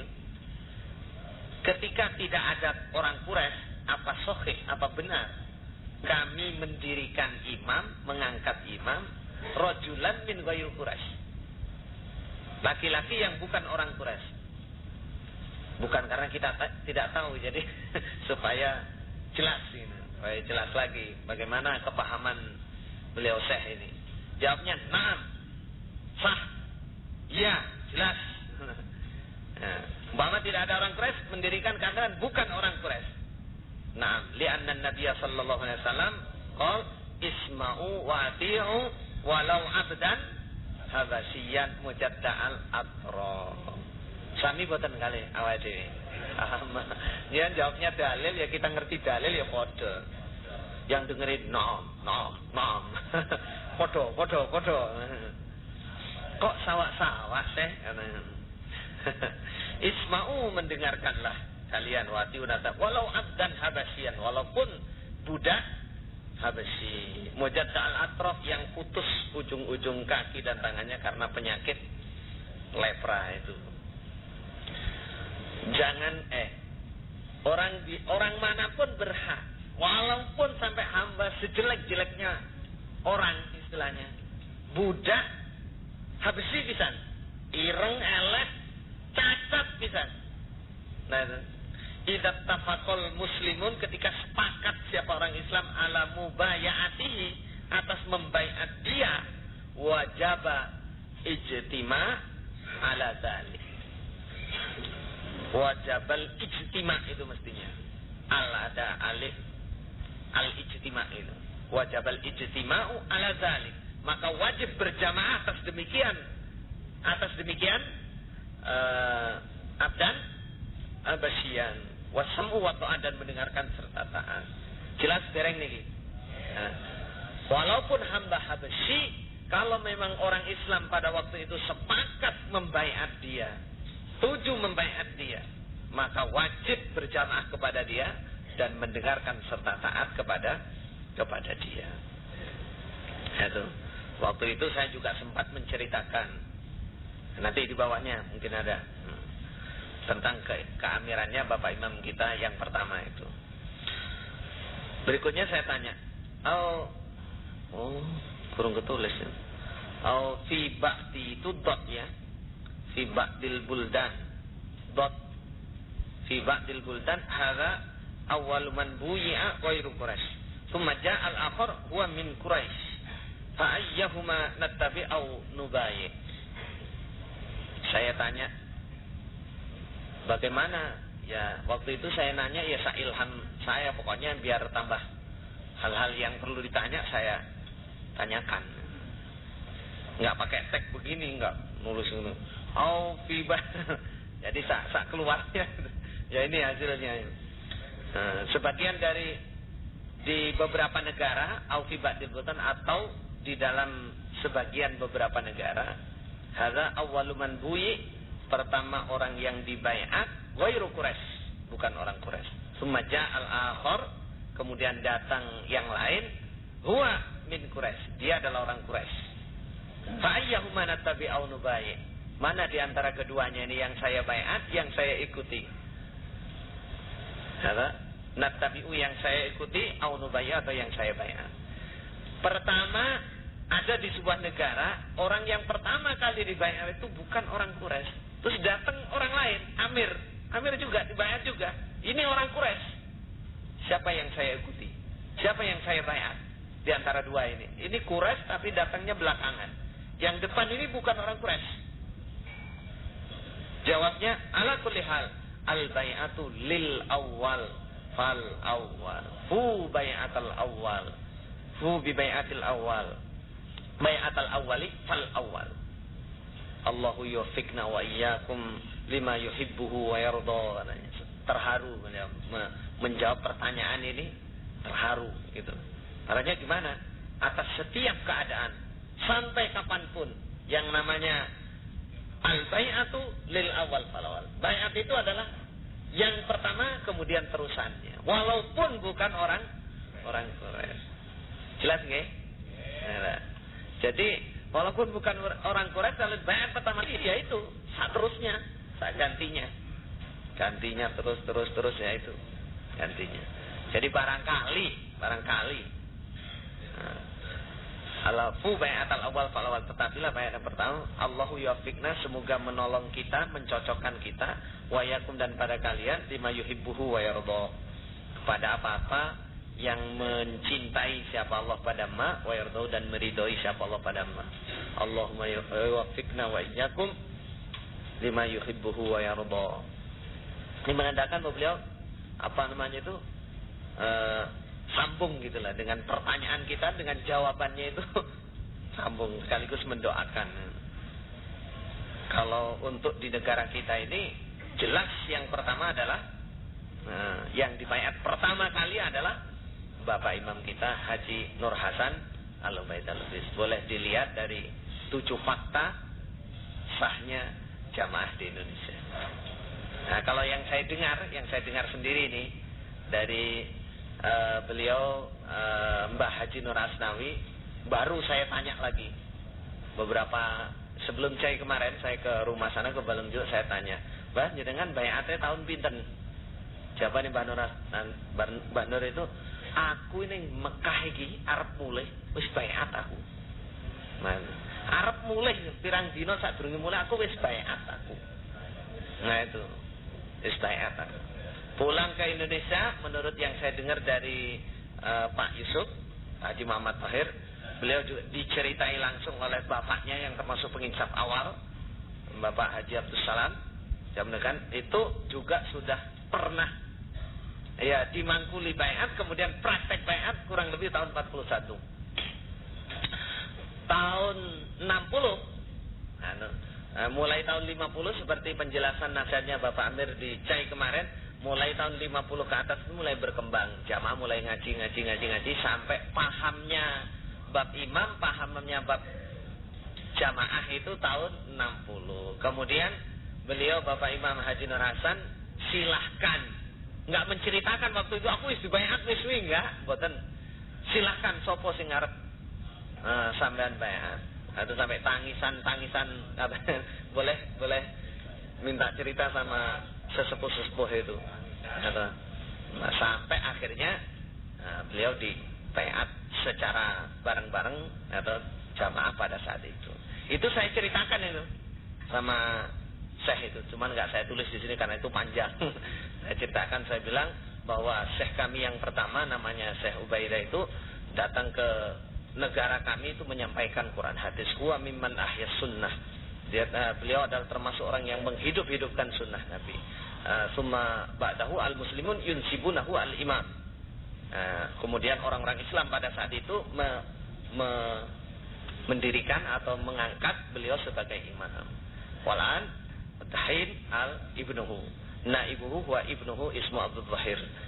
Saya sebutkan gitu. Sekarang sudah tidak ada, gantinya sekarang itu putranya namanya Abdul Zahir. Kebetulan wa zaujatu Abu Zaujati. Masya Allah, barakallahu fikum insyaallah. Barakallahu fikum insyaallah. Jelas nggih? Berarti itu ulama resmi itu. Dan itu bukan ulama sembarangan. Kalau sembarangan gimana? Jadi betul-betul ulama itu. Ya, tadi kan sudah saya ceritakan guru-gurunya, kemudian beliau sendiri itu ngajar di Masjidil Haram sejak tahun 51. Yang diajarkan apa? Ya, Bukhari, Muslim, kemudian Al-Quran nggak diajarkan dan lain-lain. Tubuh sitah yang jelas yang sering di tubuh sitah. Kemudian ada himpunan hadis tulisannya atau himpunannya Muhammad bin Abdul Wahab yang dikatakan Wahabi itu, yang beliau ajarkan itu. Alhamdulillah. Semoga Allah paring barokah. Tambah mantep nopo tambah ragu-ragu jenengan niku. Oh, wis mantep kan dian aku Mas. ya kita alhamdulillah dapat seperti ini ya, berarti cek duwe polo. Masih ada di sana, ternyata telusuri itu masih ada yang sama persis dengan kita, itu masih ada. Ya itu. Mana tadi? 10 ya. Lakin fi biladina ya Syekh nansibal imam bisir lian aktaruhum alul bid'ah.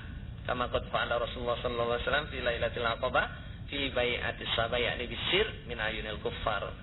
Saya bilang gitu. Ya Syekh, kan tetapi di negara kami mendirikan imam dengan sir-siran. Dengan sir tonah bi tonah budi luhur. Li'anna aktaruhum ahlul bid'ah, karena banyak yang ahli bid'ah, jelas memusuhi hal itu.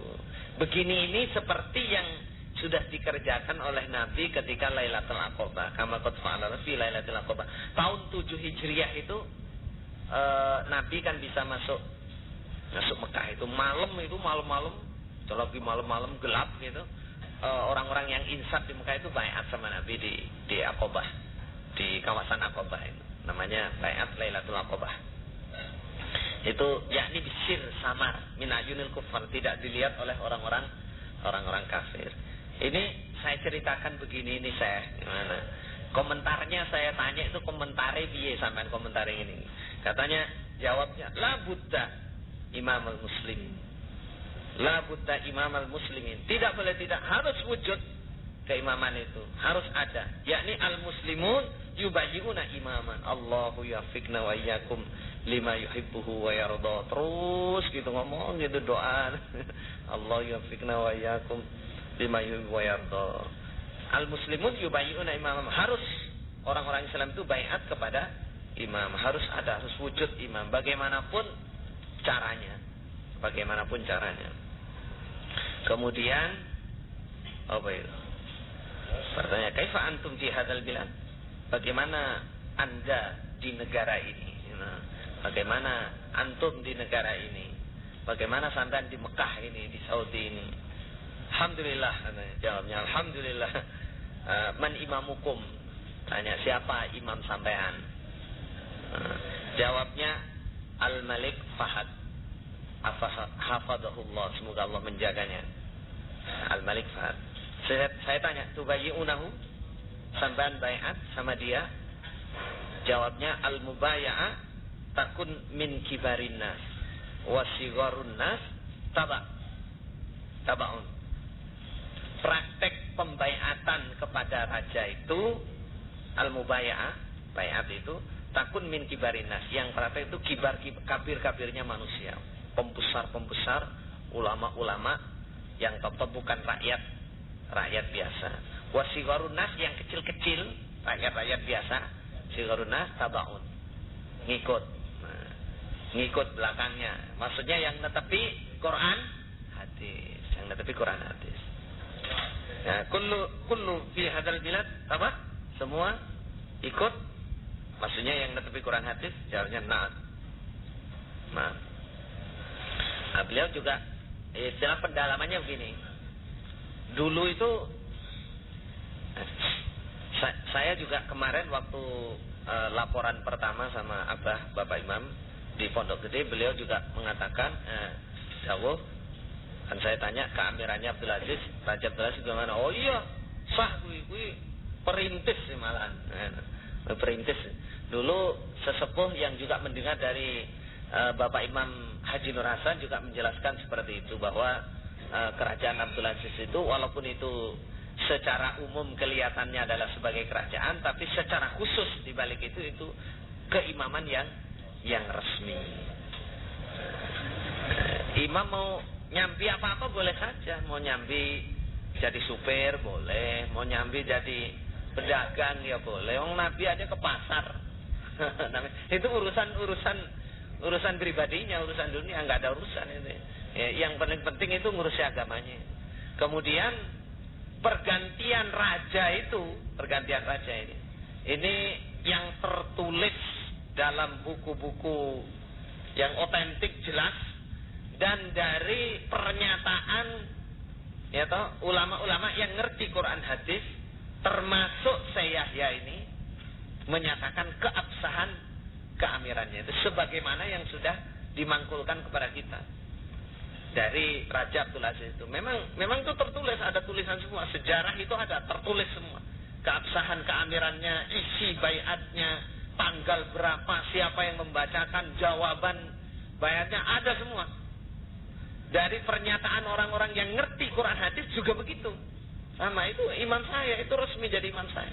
Sampai baiat sebagaimana yang dinyatakan oleh saya ini. Jadi pergantian raja itu terus di baiat itu. Adapun urusan dunia yaitu urusannya dewe-dewe, tapi keabsahan al-awwal fal-awwal itu dapat ya. Al-awwal fal, karena sebelum Malik Abdul Aziz berkuasa di Mekah Madinah itu, di situ nggak ada keamiran, bahkan perpecahan yang ada. Sampai pengimaman jadi 4 itu nggak ada jamaah, nggak ada kemurnian. Nggak ada kemurnian di sana. Sejak itu dirintis dan itu resmi di. Malah ceritanya itu Raja Abdul Aziz itu kan asalnya itu kan raja di Najd dan dibaiat oleh orang-orang Najd, ulama-ulama yang murni itu berada di Najd sebelum masuk Mekah itu, tapi akhirnya bisa menaklukkan Mekah, Madinah, terus berkuasa dan dibaiat resmi. Nah, tiap pergantian raja itu terus ada baiat. Katanya yang saya dengar dari penjelasan di sana, kalau kamu melihat kerajaan atau melihat negara Saudi ini, jangan melihat rusaknya umumnya orang. Kalau keimaman kamu lihat al-awwal fal-awwal. Tapi kalau rusaknya orang, jangan jadikan panutan. Yang benar agama itu tidak melihat orang, tapi melihat hadis. Terus yang perlu diingat juga, memang yang namanya Mekah Madinah ini sejak zaman Malik Abdul Aziz itu diijtihadi tidak untuk menolak orang Islam.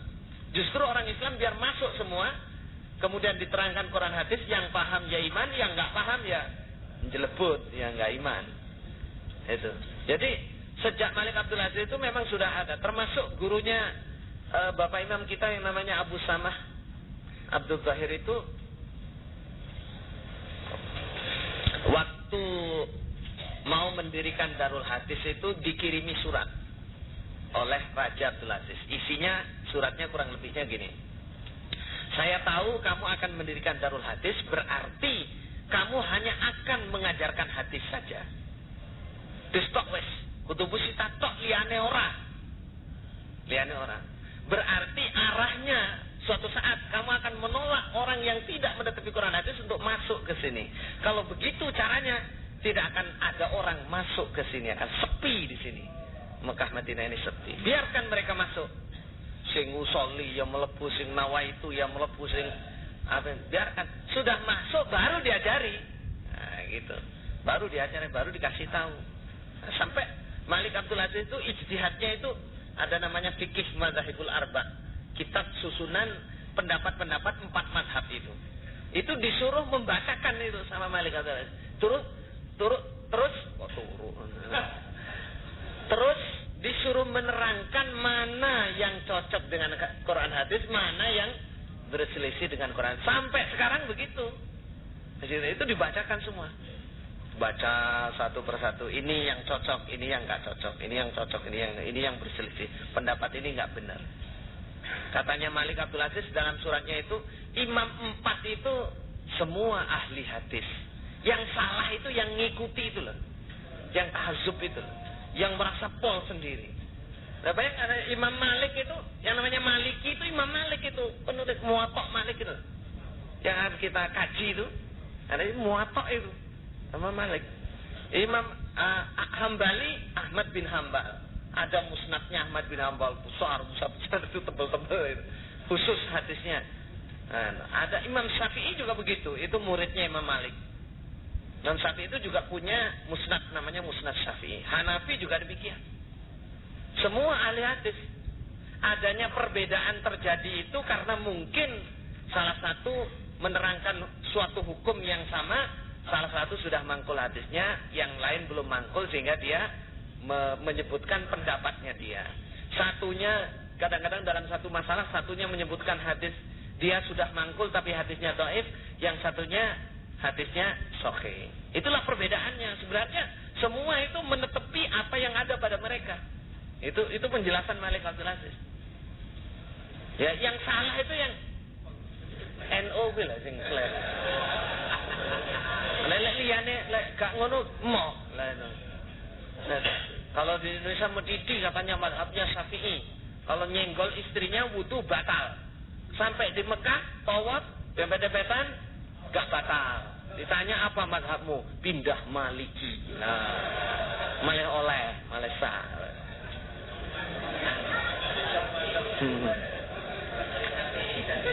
Metidinya Indonesia tok. Ya itu sing keliru ya itu. Itu. Kalau aslinya orangnya itu ya mereka menjawab sesuai dengan ilmu yang ada pada mereka. Ya, itu tidak boleh dibenturkan itu. Ya boleh dibenturkan. Kalau mau ya hadisnya aja yang dipelajari, jangan pendapatnya. Pendapat itu juga bisa campur dengan pendapat murid-muridnya juga bisa. Nah itu. Nah di Mekah itu juga menyampaikan itu juga harus disampaikan, terus diterangkan. Nah ini yang cocok, ini yang nggak cocok, ini yang cocok, ini yang nggak cocok gitu. Jadi memang begitu negara itu dibikin begitu. Kalau dibikin umpama saiki jamaah tok sing oleh, jamaah seperti kita, ya sepi Mekah ya. Sepi ya, gak sida suki. Suki juga. Perjuangan ke depan gak bisa bangun Masjidil Haram, gak bisa bangun Masjid Nabawi. Masjidil Haram pangkah kebanjiran kayak tahun-tahun ya tahu dulu itu. Sudah. Sedikit lagi ya. Wa fi wasiyati Syekhina, ini saya sampaikan di waktu selesai ngaji ini. Di Masjidil Haram saya nanya bab isnad ini. Wa fi wasiyati Syekhina alla yaqbal amru'un qawla mri'in bila hujjah wa an natlubal ilma min asy-syai' alladhi indahu sanadul muttasil ila muallifihi. Nah, itu maksudnya termasuk wasiat Syekh kami, maksudnya Bapak Imam Haji Nur Hasan, adalah alla yaqbal amru'un qawla mri'in bila hujjah, bahwa tidak boleh seseorang menerima ucapan orang lain tanpa adanya hujjah, tanpa ada dalil. Harus ada dalilnya, enggak boleh ro'i, enggak boleh nerima pendapat siapapun kalau enggak ada dalilnya. Terus wa natlubal ilma minasy, dan agar kami mencari ilmu dari guru alladzi indahu, yang di sisinya guru itu sanadul muttasil, punya isnad yang ittisal, yang sambung ila muallifi, pada penyusun hadis. Penyusun hadis, kalau Bukhari sambung sampai Bukhari sampai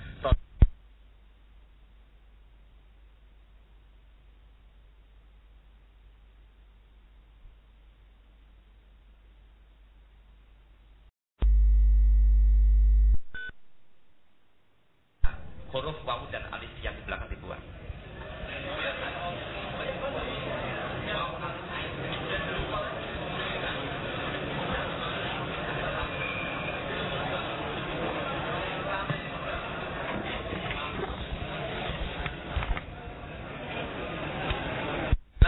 lam yahkum bima anzalallah faulaika humul kafirun. Ada yang itu Al-Maidah itu ayat 44, 45, 46 insyaallah. Kurang lebih gitu. Ada faulaika humul kafirun, terus yang ayat berikutnya faulaika humul fasikun, faulaika humul zalimun, faulaika humul fasikun. Sapa sing yang tidak menghukumi dengan hukum yang diturunkan oleh Allah, mereka adalah orang-orang kafir. Saya nanyakan ayat itu, berarti kita hukum harus betul-betul mengikuti Quran, hadis. Wa nahnu la nastati, kami tidak mampu an naqayat as-sarik, memotong tangannya pencuri, wa najliduz zaniya waz zaniyah, menjilid laki-laki yang zina, perempuan yang zina, wa narjumul muhsanat, meranjam wanita-wanita yang zina muhsan, wa mislah hadza, dan semisal ini, wala nastati an naf'ala katsiran minal hudud, kami tidak mampu berbuat banyak tentang hudud-hudud, peraturan-peraturan dari Allah. Anahnul mu'azzarun, ya Syekh, apakah kami termasuk orang yang diuzuri, enggak salah di hadapan Allah? Jawabnya ala kulli hal, atas setiap keadaan. Mazalal muslimun, yakni ma indahum quwwah, ala kulli hal ittaqullaha mastata'tum. Jawabannya begitu. Podo, jawabannya podo, sama-sama tadi. Sama-sama. Jelas nggak? Mazalal muslimun, selagi tidak henti-henti atau selagi orang Islam, yakni ma'indahum, tidak ada di sisi mereka kuwatun, kekuatan, ya ala kulli hal ittaqullah mastata'tum, takutlah kepada Allah sak mampu kamu. Jadi tidak kok datang terus harus apa hukum Islam berdiri tegak, ya, jelebut, ya, tembaki sama tentaranya Pak Harto lah, selesai udah. Nah, itu. Beliau Bapak Imam kita Haji Hasan, karena ilmunya ya fakih Quran hadis, perjuangannya tidak seperti itu. Perjuangannya patil nyantol. Suatu saat kalau sudah banyak, otomatis itu udah. Itu otomatis. Nah, insyaallah biiznillah. Pundi wae.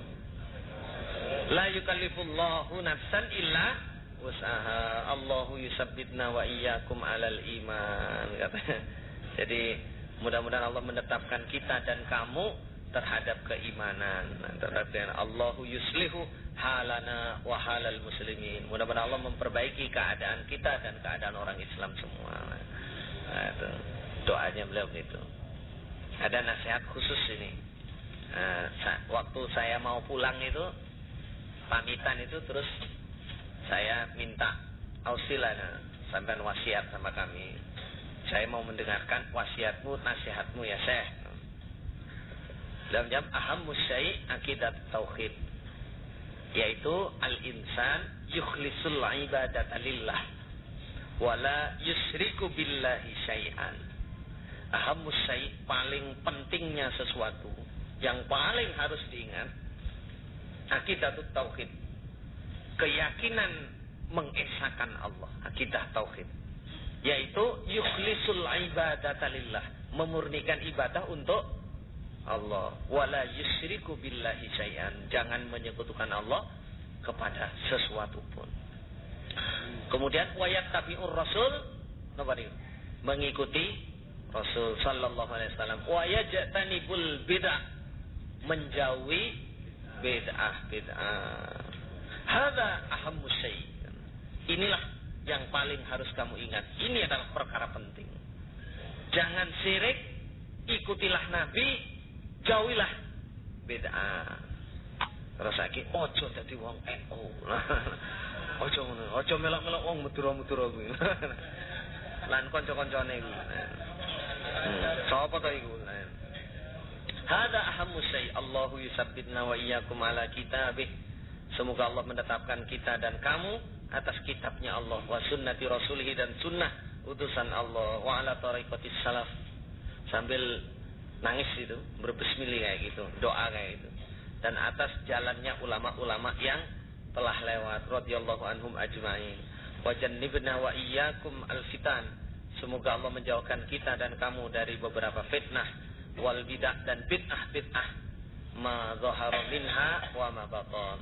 Baik yang tampak dari bid'ah itu, fitan dan bid'ah itu, ataupun yang sama. Itu doanya baik sekali itu ya. Nah, itu karena meyakini yang diajak omong itu sudah sama gitu lah, sama dengan beliau. Lah wong saya tanya pertama itu kayak wong anu kok dia. Kayak wong kaget dan min aina ji'ta? Dari mana kamu? Jadi saya nanya bab Quran hadis itu, bab jamaah itu kayak gimana tuh? Kamu dari mana gitu lah. Ana min Indonesia. Saya dari Indonesia. Mukim wala mutamir. Jitu mutamiran fi hadzal makan. Saya datang umrah ke sini. Terus baru cerita itu.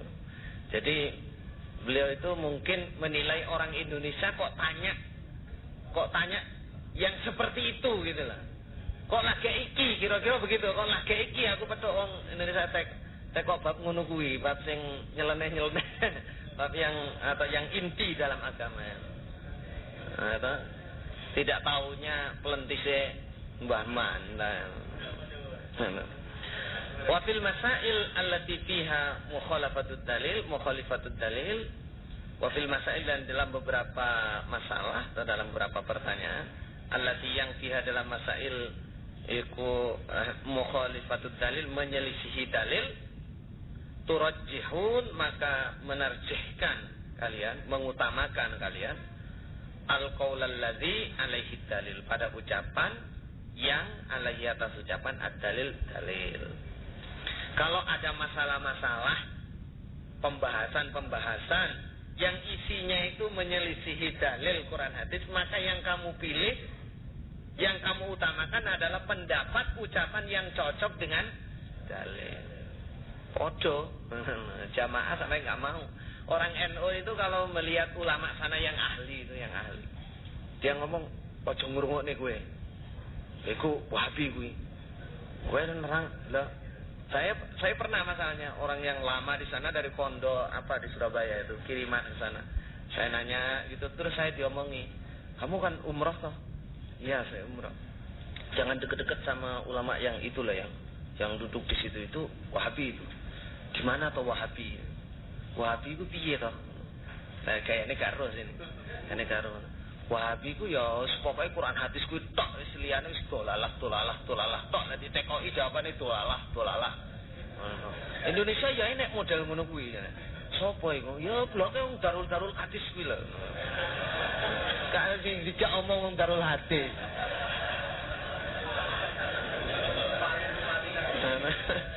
Masyaallah. Huwallahu amarana bittiba'il kitab was sunnah. Huwa dia Allah amarana, merintah kita bittiba'il kitab was sunnah, mengikuti Quran hadis.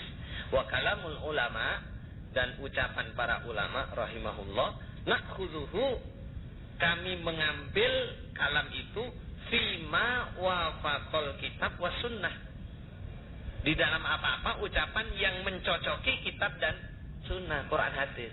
Kalamnya para ulama kami ambil kan, boleh nggak apa-apa, dengan syarat yang ucapannya itu cocok dengan Quran hadis. Wa ma khalafa natrukuhu, apa-apa yang menyelisihi nggak cocok dengan Quran hadis, natrukuhu, kami tinggalkan. Nggak kita orang dirungok nih nggak cocok dengan Quran hadis, tinggal. La nata'assab li syahsin muayyan, tidak boleh kita tidak boleh ta'assub, berasobiyah itu apa ya? Atau ngeblok kepada syahsin muayyan, seseorang yang tertentu, kepada seseorang. Nggak boleh bermadhab terus ngepolo madhabnya dewe, maksudnya gitu. Bergolong aku lah kayak iki pokoknya tanpa merujuk kepada Quran hadis. Ulama yang ngomong putih, melok putih, ulama ngomong ireng, ngomong abang, nggak diteliti Quran hadisnya. Kita tidak boleh begitu, harus mengikuti kitabillah dan sunnahnya Rasulullah sallallahu alaihi wasallam. Alhamdulillah, jazakumullah khairan. Bapak-bapak sekalian, kita sudah tahu jelas. Kalau kita simpulkan dari pertama, bahwa kita menetepi Quran hadis jamaah yang dibawa oleh Bapak Imam Haji Nur Hasan ini sudah benar, sudah pas dengan dalil, sudah pas dengan Quran dan hadis. Terbukti juga dari pernyataan-pernyataan Syekh Yahya ini yang akidahnya sama, juga punya sanad yang mutasil, juga menyatakan tentang kebenaran Quran hadis jamaah. Maka kita semakin lama supaya semakin yakin, semakin mantap, dan berdoa semoga tetap dalam jamaah ini sampai kolpati. Yang lebih penting lagi, marilah kita bersama-sama antara generasi tua dan generasi muda saling memperkuat, saling meyakinkan apapun yang terjadi di dalam jamaah ini kita hadapi bersama-sama, bareng-bareng, wa ta'awanu 'alal birri wat taqwa. Kita pertahankan jalan tunggal masuk surga ini sehingga kita bisa selamat, anak turun temurun kita ila yaumil qiyamah juga bisa masuk surga selamat dari neraka. Alhamdulillah, jazakumullah khairan. Kurang lebihnya yang kami sampaikan kami mohon maaf yang sebesar-besarnya. Assalamualaikum warahmatullahi wabarakatuh.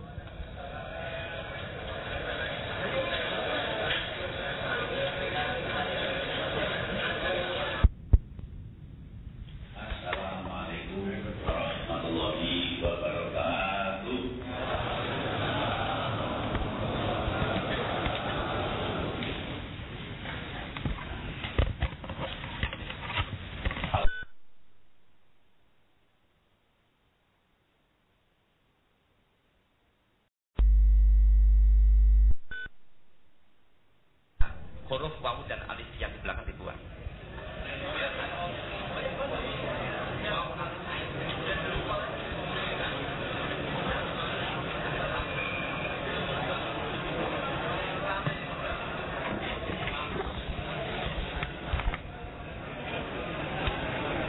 Wa man lam yahkum bima anzalallah fa ulaika humul kafirun. Ada yang itu Al-Maidah, itu ayat 45, 46 insyaallah. Kurang lebih gitu. Ada faulaikumul kafirun, terus yang ayat berikutnya faulaika humul fasikun, faulaikumul zalimun, faulaika humul fasikun. Sebab yang tidak menghukumi dengan hukum yang diturunkan oleh Allah, mereka adalah orang-orang kafir. Saya nanyakan ayat itu, berarti kita hukum harus betul-betul mengikuti Quran hadis. Wa nahnu la nastati, kami tidak mampu an-naqta ayyatas sarik, memotong tangannya pencuri, wa najliduz zaniya waz zaniyah, menjilid laki-laki yang zina, perempuan yang zina, wa narjumul muhsanat, meranjam wanita-wanita yang zina muhsan, wa mislah hadza, dan semisal ini, wala nastati an naf'ala katsiran minal hudud, kami tidak mampu berbuat banyak tentang hudud-hudud, peraturan-peraturan dari Allah.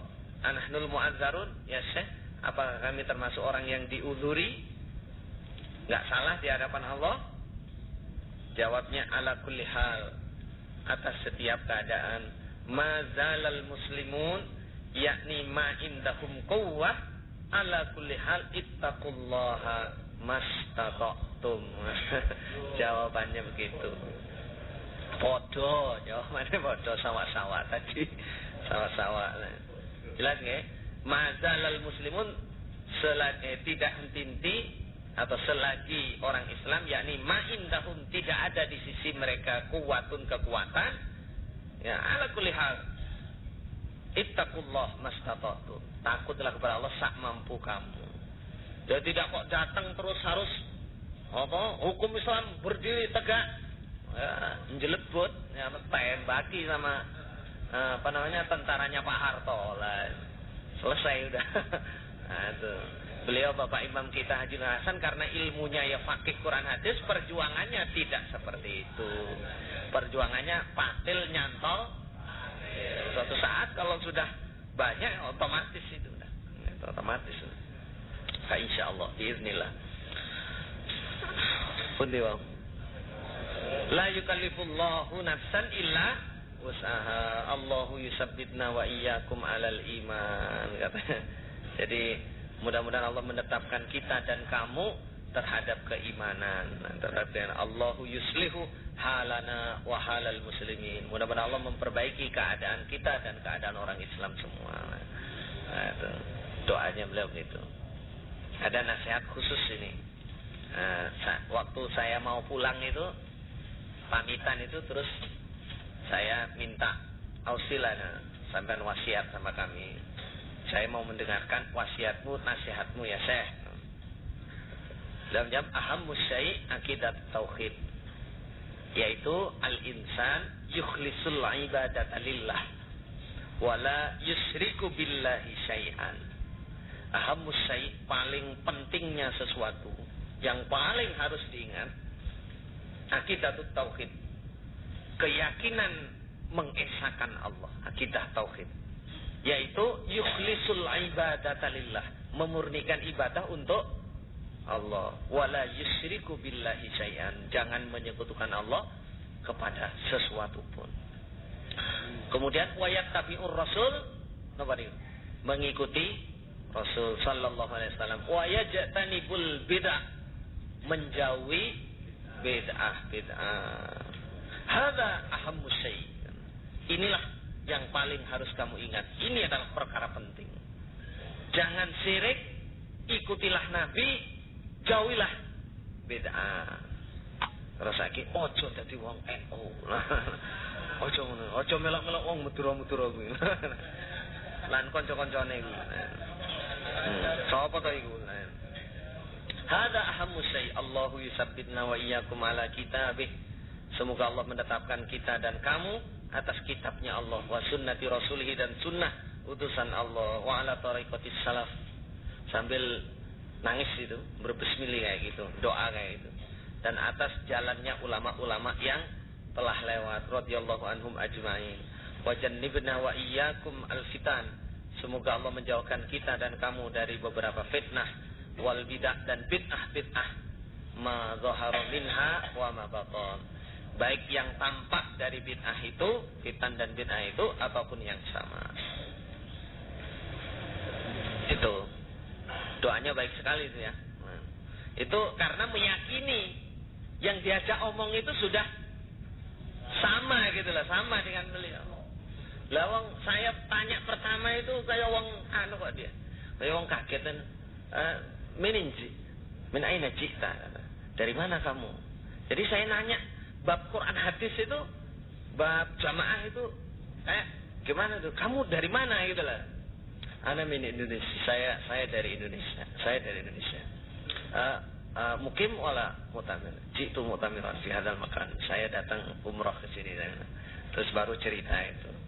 Jadi beliau itu mungkin menilai orang Indonesia kok tanya yang seperti itu gitu lah. Kok lagi iki, kira-kira begitu. Kok lagi iki aku petuk wong Indonesia tek kok bab ngono kuwi, bab sing nyeleneh-nyeleneh, bab yang atau yang inti dalam agama ya. Atau tidak taunya pelentise Mbah Man. Wa fil masail allati fiha mukhalafatud dalil, wa fil masail, dan dalam beberapa masalah atau dalam beberapa pertanyaan, allati yang fiha dalam masail iku mukhalifatud dalil, menyelisihi dalil, turajjihun, maka menarjihkan kalian, mengutamakan kalian, al-qaulal ladzi alaihi dalil, pada ucapan yang alaihi atas ucapan ad-dalil dalil. Kalau ada masalah-masalah, pembahasan-pembahasan yang isinya itu menyelisihi dalil Quran hadis, maka yang kamu pilih, yang kamu utamakan adalah pendapat ucapan yang cocok dengan dalil. Podo jamaah sampai nggak mau. Orang NU itu kalau melihat ulama sana yang ahli itu, yang ahli, dia ngomong ojo ngrungokne kowe. Iku Wahabi kuwi. Kowe nerang lah. Saya pernah masalahnya orang yang lama di sana dari pondok apa di Surabaya itu, kiriman di sana. Saya nanya gitu, terus saya diomongi, "Kamu kan umrah toh?" "Iya, saya umrah." "Jangan deket-deket sama ulama yang itulah, yang duduk di situ itu Wahabi itu." "Gimana toh Wahabi?" "Wahabi itu piye toh?" Nah, kayaknya karo sini. Kayaknya karo. Wahabi ku ya pokoke Quran hadis ku tok wis liyane wis dolalah tok nek ditekoki jawabane dolalah. Indonesia ya nek model ngono kuwi. Sopo iku? Ya bloke wong darul hadis kuwi lho. Kae sing dijak omong wong darul hadis.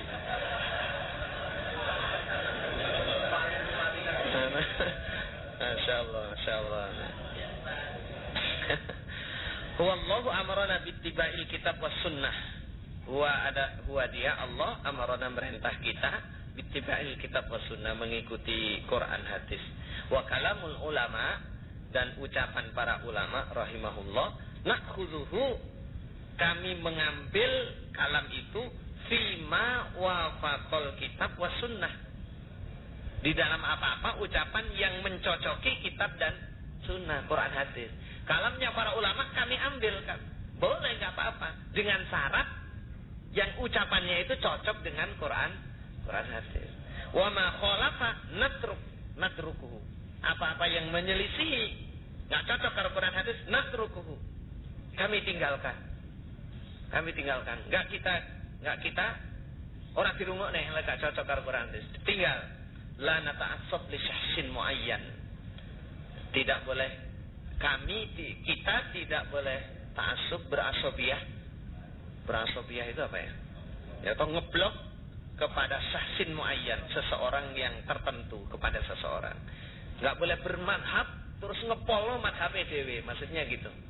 Bergolong aku lah iki ra iso, iki pokoke tanpa merujuk kepada Quran hadis. Ulama yang ngomong putih, melok putih, ulama ngomong ireng, ngomong abang, nggak diteliti Quran hadisnya. Kita tidak boleh begitu, harus mengikuti kitabillah dan sunnahnya Rasulullah sallallahu alaihi wasallam.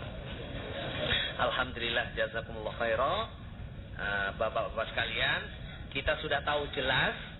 Kalau kita simpulkan dari pertama, bahwa kita menetepi Quran hadis jamaah yang dibawa oleh Bapak Imam Haji Nur Hasan ini sudah benar, sudah pas dengan dalil, sudah pas dengan Quran dan hadis. Terbukti juga dari pernyataan-pernyataan Syekh Yahya ini yang akidahnya sama, juga punya sanad yang mutasil, juga menyatakan tentang kebenaran Quran hadis jamaah. Maka kita semakin lama supaya semakin yakin, semakin mantap, dan berdoa semoga tetap dalam jamaah ini sampai kolpati. Yang lebih penting lagi, marilah kita bersama-sama antara generasi tua dan generasi muda saling memperkuat, saling meyakinkan. Apapun yang terjadi di dalam jamaah ini, kita hadapi bersama-sama, bareng-bareng, wa ta'awanu 'alal birri wat taqwa. Kita pertahankan jalan tunggal masuk surga ini sehingga kita bisa selamat, anak turun temurun kita ila yaumil qiyamah juga bisa masuk surga selamat dari neraka. Alhamdulillah, jazakumullah khairan. Kurang lebihnya yang kami sampaikan, kami mohon maaf yang sebesar-besarnya. Assalamualaikum warahmatullahi wabarakatuh.